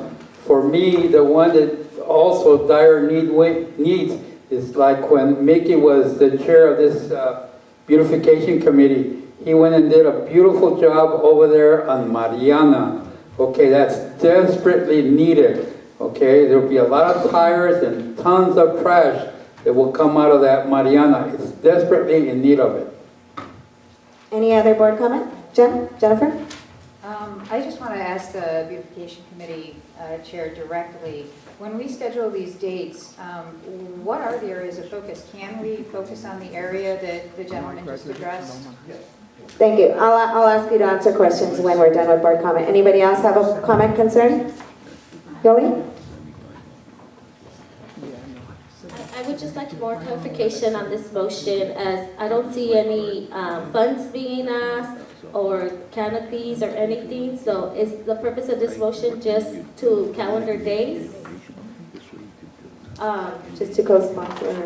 Are we co-sponsoring with somebody? Who are we co-sponsoring with? Just more clarification. Okay, thank you. So Victor, as the chair, I'm sorry, Mr. Pacheco. Point of order. This says 6/18/16 down here. That's not our board. It's going to be future board. Can we make amendments for the next board? Well, I found it odd, but it was in the motion, so I couldn't remove it. So Victor, maybe you can comment on all three of them. As the councilman's office I mentioned earlier, they are going to have some cleanups in Hillside Village and in El Sereno. But the councilman's going to have theirs on those locations. What we wanted to do, we wanted to collaborate with them and co-sponsor with it so that we can, the other dates, we can get locations. So, for example, like the gentleman is mentioning right now, that location that he mentioned, we wanted to get feedback from the community of what locations needed it. But we needed this board to approve this first. So now the board had approved it, the locations will be added to the next, when they have their two, one in Hillside Village, one in El Sereno. After that, since we're collaborating, we're going to have ours as neighborhood council. And now that this gentleman mentioned that for that street, we're going to do that street. And if anybody else has any other streets that wants to be cleaned up, by all means, during these dates, we will do it. But as far as the time frame, as far as we're not along with this board, I didn't think there was a problem as far as, for the next board, the third Saturday of the month. So that was the whole purpose of it, for us to approve this first, and then once the councilman's office does theirs, they mentioned Hillside Village and El Sereno, and now the other ones at LA 32, collaborating with them, co-sponsoring with them, we can do our own. Okay. Thank you, Victor. I know he did. He had And one. I'm sorry, we're 2 minutes out and it's going to be 9 o'clock. Can we move on to this item? She got a comment. Okay, I need you to keep it super brief. Yes. Mr. Pacheco was exactly correct. These things do happen into the next new board. It happens all the time with any kind of board decisions that the old board makes, which will be the old board. The new board can alter, change anything that the old board did because they're in charge thereafter. Thank you. We obviously can't enforce the new board to do anything, but we can vote on this for now. Are we prepared to take a vote? Okay, the motion again reads that LA 32 NC approves the Beautification Committee cleanup calendar to clean up the communities of 90032 from February 2016 to June 2016 on the following dates: February 20th, March 19th, April 16th, May 14th, and June 18th from 8:30 a.m. to 12 p.m. Is there anybody opposed to this motion? Is there anybody abstaining from this motion? Yoli is abstaining and Hugo is abstaining. Everybody else is in favor? That would be a count of 12-0-2. Motion passes. Make a motion that we extend the meeting till 9:30. Starts on 9:30. Well, until whoever has to leave, they have no quorum. Jen seconded. She already seconded. Okay, if we get the business done, you can adjourn early. Public comments. No, there's no public comment on extending time. It's, okay, so we have a motion to extend to 9:30. We'll have to check with Sam or whoever's back there. Paid till 9:30. I'm right here. Oh, Paid okay. till 9:30. We're paid till 9:30, but we still have to clean up, so, My wife probably won't be happy, but if we can get out before 9:30, that'd be great. okay. Buy her a car. Okay, we had a motion, we had it seconded to extend to 9:30. Is there any opposition to this? Manuel's opposing. Is there any abstaining from this? I can't stay till 9:30. Okay, so you'll leave when you have to leave. Well, are you abstaining? So you're abstaining? What's your vote? That wasn't a vote. Yes or no? That If I wasn't can count. come in to 9:30, you can mark me up for now then, because I can't stay. Yeah, I'm sorry, we're all like technical. So we have two no's.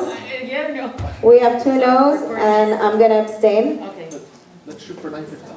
Is anybody else abstaining? Augie's saying no. Okay, so we're gonna change it to 10:03. Angela's saying no.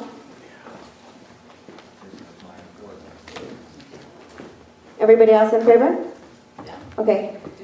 9-4-1, motion passes. Item 16 is discussion and possible action. The motion reads that LA 32NC host and fund $1,600 for the 6th annual Kite Festival on Sunday, April 24th, 2016 from 10 a.m. to 3 p.m. at Ascot Hills Park. Address as listed. The $1,600 is to be utilized as listed on the attached line item request. I second it. Thank you. Then as creator of the motion or on the committee, I'd just like to ask that you do, yeah. Oh, I know, but I'm speaking on it first. That you do approve this. It's very little amount to work with. It's about 10,000 less than they got to work with last year. So I urge you to please at least give us this much. Is there any public comment on this? Yes. Mr. Booth. Juan Guzman, Director at El Sereno. Where will the request for permit come from? Because it comes to me. So is it coming from the council office, from your office? Council office? Okay. Just curious. Council office. Anybody else? Anybody else? Public? Board? Pass it. Get it over with. Any board comment? Okay, we're ready to vote. We need a roll call vote on this. And I'm sorry, Jennifer, you can't vote on this one. The new member is ineligible, Madam Chair. Yeah, there's a ineligible. Roll call, please. Ready for the vote? Do you want me to read it for you again? I read it already. Okay. Hugo Pacheco. Yes. Tom Williams. Augie Rodriguez. We have one. Cynthia Sandoval. Manuel Chacon. Gone. It's gone. Troy Carvajal. Yes. Anthony Manzano. Yes. Victor Ayala. Yes. Yoli Garcia. Yes. Michelle Corsantes. Yes. Ruben Chavez. Yes. Angela Duarte. Yes. Marlene Fonseca. Yes. 6, 7, 8, 9, 10, 11. 11-0-1, motion passes. Next one, 17. 17. 11-0-1, motion passes. And Tom abstained. Tom abstained. Yeah. Well, Jennifer's not eligible to vote. Yeah. 17. Item number 17 is discussion and possible action. Motion that LA 32NC fund up to $400 for hospitalities for the Public Safety Awareness Fair on May 21st, 2016. Public Safety Committee. I move the motion. I'll second it. Thank you. Is that the same day as the elections? Yep. Okay. Is there board comment on this? Public comment? Board comment or questions? My question was if it's the same day as elections, you said it was. Any other comment? Questions? Okay, roll call vote. I did. Ruben made the motion, Angela seconded. Hugo Pacheco. Tom Williams. Augie Rodriguez. Cynthia Sandoval. Troy Carvajal. Yes. Anthony Manzano. Yes. June Ayala. Yes. Yoli Garcia. Yes. Michelle Corsantes. Yes. Ruben Chavez. Yes. Angela Duarte. Marlene Fonseca. Motion passes 1, 2, 3, 4, 5, 6, 7, 8, 9, 10, 11, 12. 12. Oh, sorry, 12-0-1, 12-0-0, but yes, there's one ineligible. Motion passes. Thank you. Item 18, discussion and possible action, motion that LA 32NC fund up to $300 for printing of double-sided color flyers, 3 to 5,000 copies. One side will contain an announcement of elections and one will announce the Public Safety Awareness Fair. Both are taking place on May 21st, 2016. Somebody moving the motion? I make the motion. Moved by Ruben, seconded by Angela. Wait, do we have quorum still? Yeah. Okay. Public comment? Board comment, questions? $300. When's the next public safety meeting so I can go read, hear more about it? We will have one this month. I'll send you the invitation. Who's the vendor? Who's the vendor?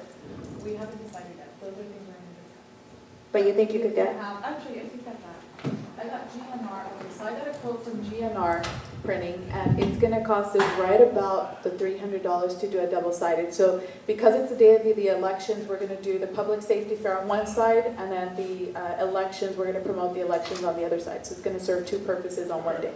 Great. Any other questions? Go ahead and take a roll call vote. Hugo Pacheco. Tom Williams, absent. Agustin Rodriguez. Cynthia Sandoval. Manuel Chacon, absent. Troy Carbajal. Yes. Anthony Manzano. Yes, no, abstain. Yes.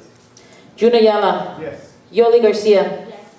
Michelle Corsantes, yes. Ruben Chavez. Angela Duarte. Marlene Fonseca. And Jennifer ineligible.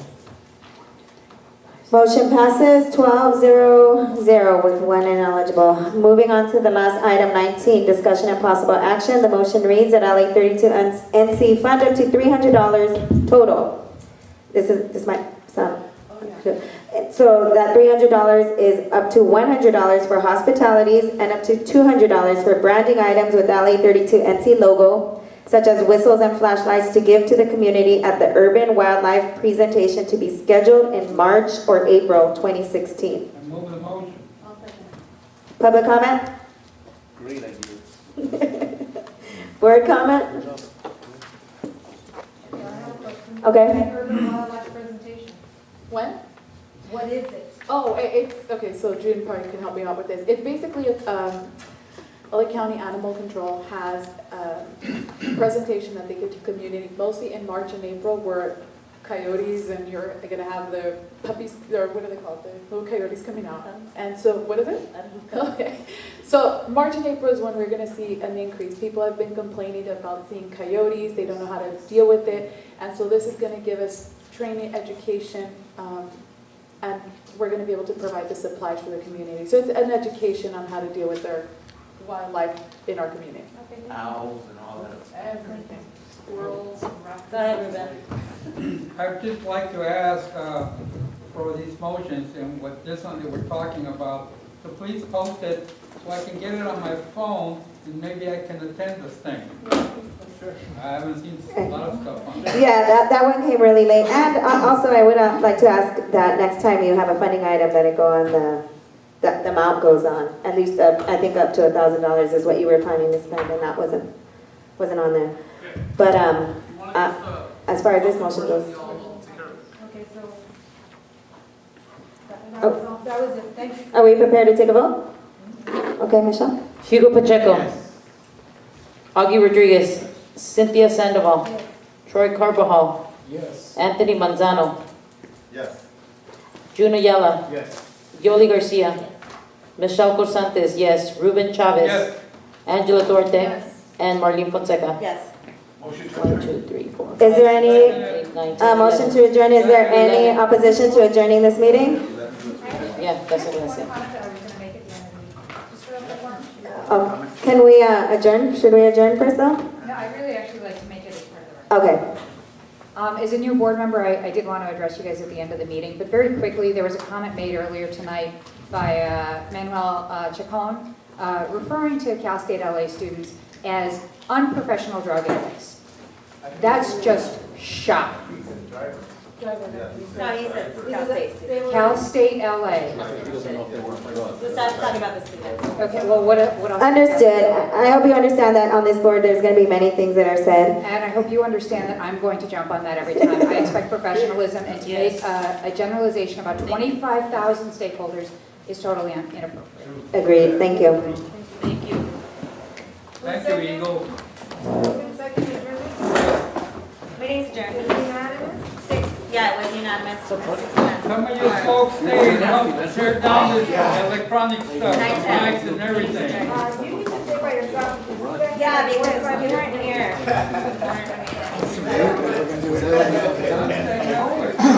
No, we're going to be Hour 45 minutes. September I think you're clean out all the time.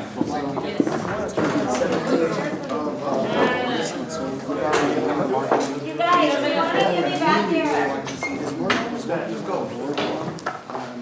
I have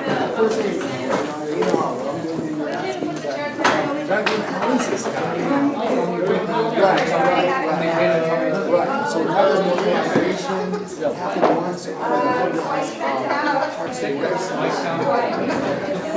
Also, we just last year.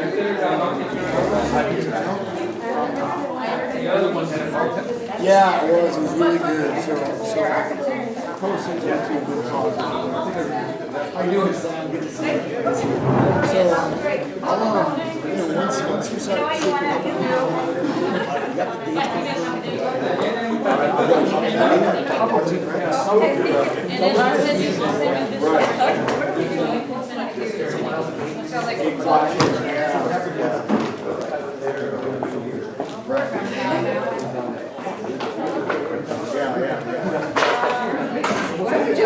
That's the first day.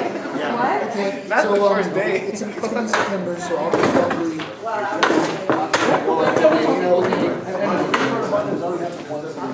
Exactly.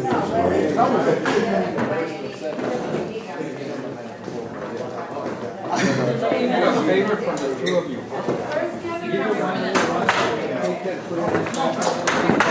Yes, guy, that other one. Right over there. Okay, take it on the inside. Hey guys, when you talk, I'll bring them. But we'll talk, This first, I'll put the girls together heavy. I'll take care of the two. That's one that lives here. Guys, he's Mark. He's the boss. Only my dad talks to me like that. He's the boss. Please help us with that. yes, sir, I will.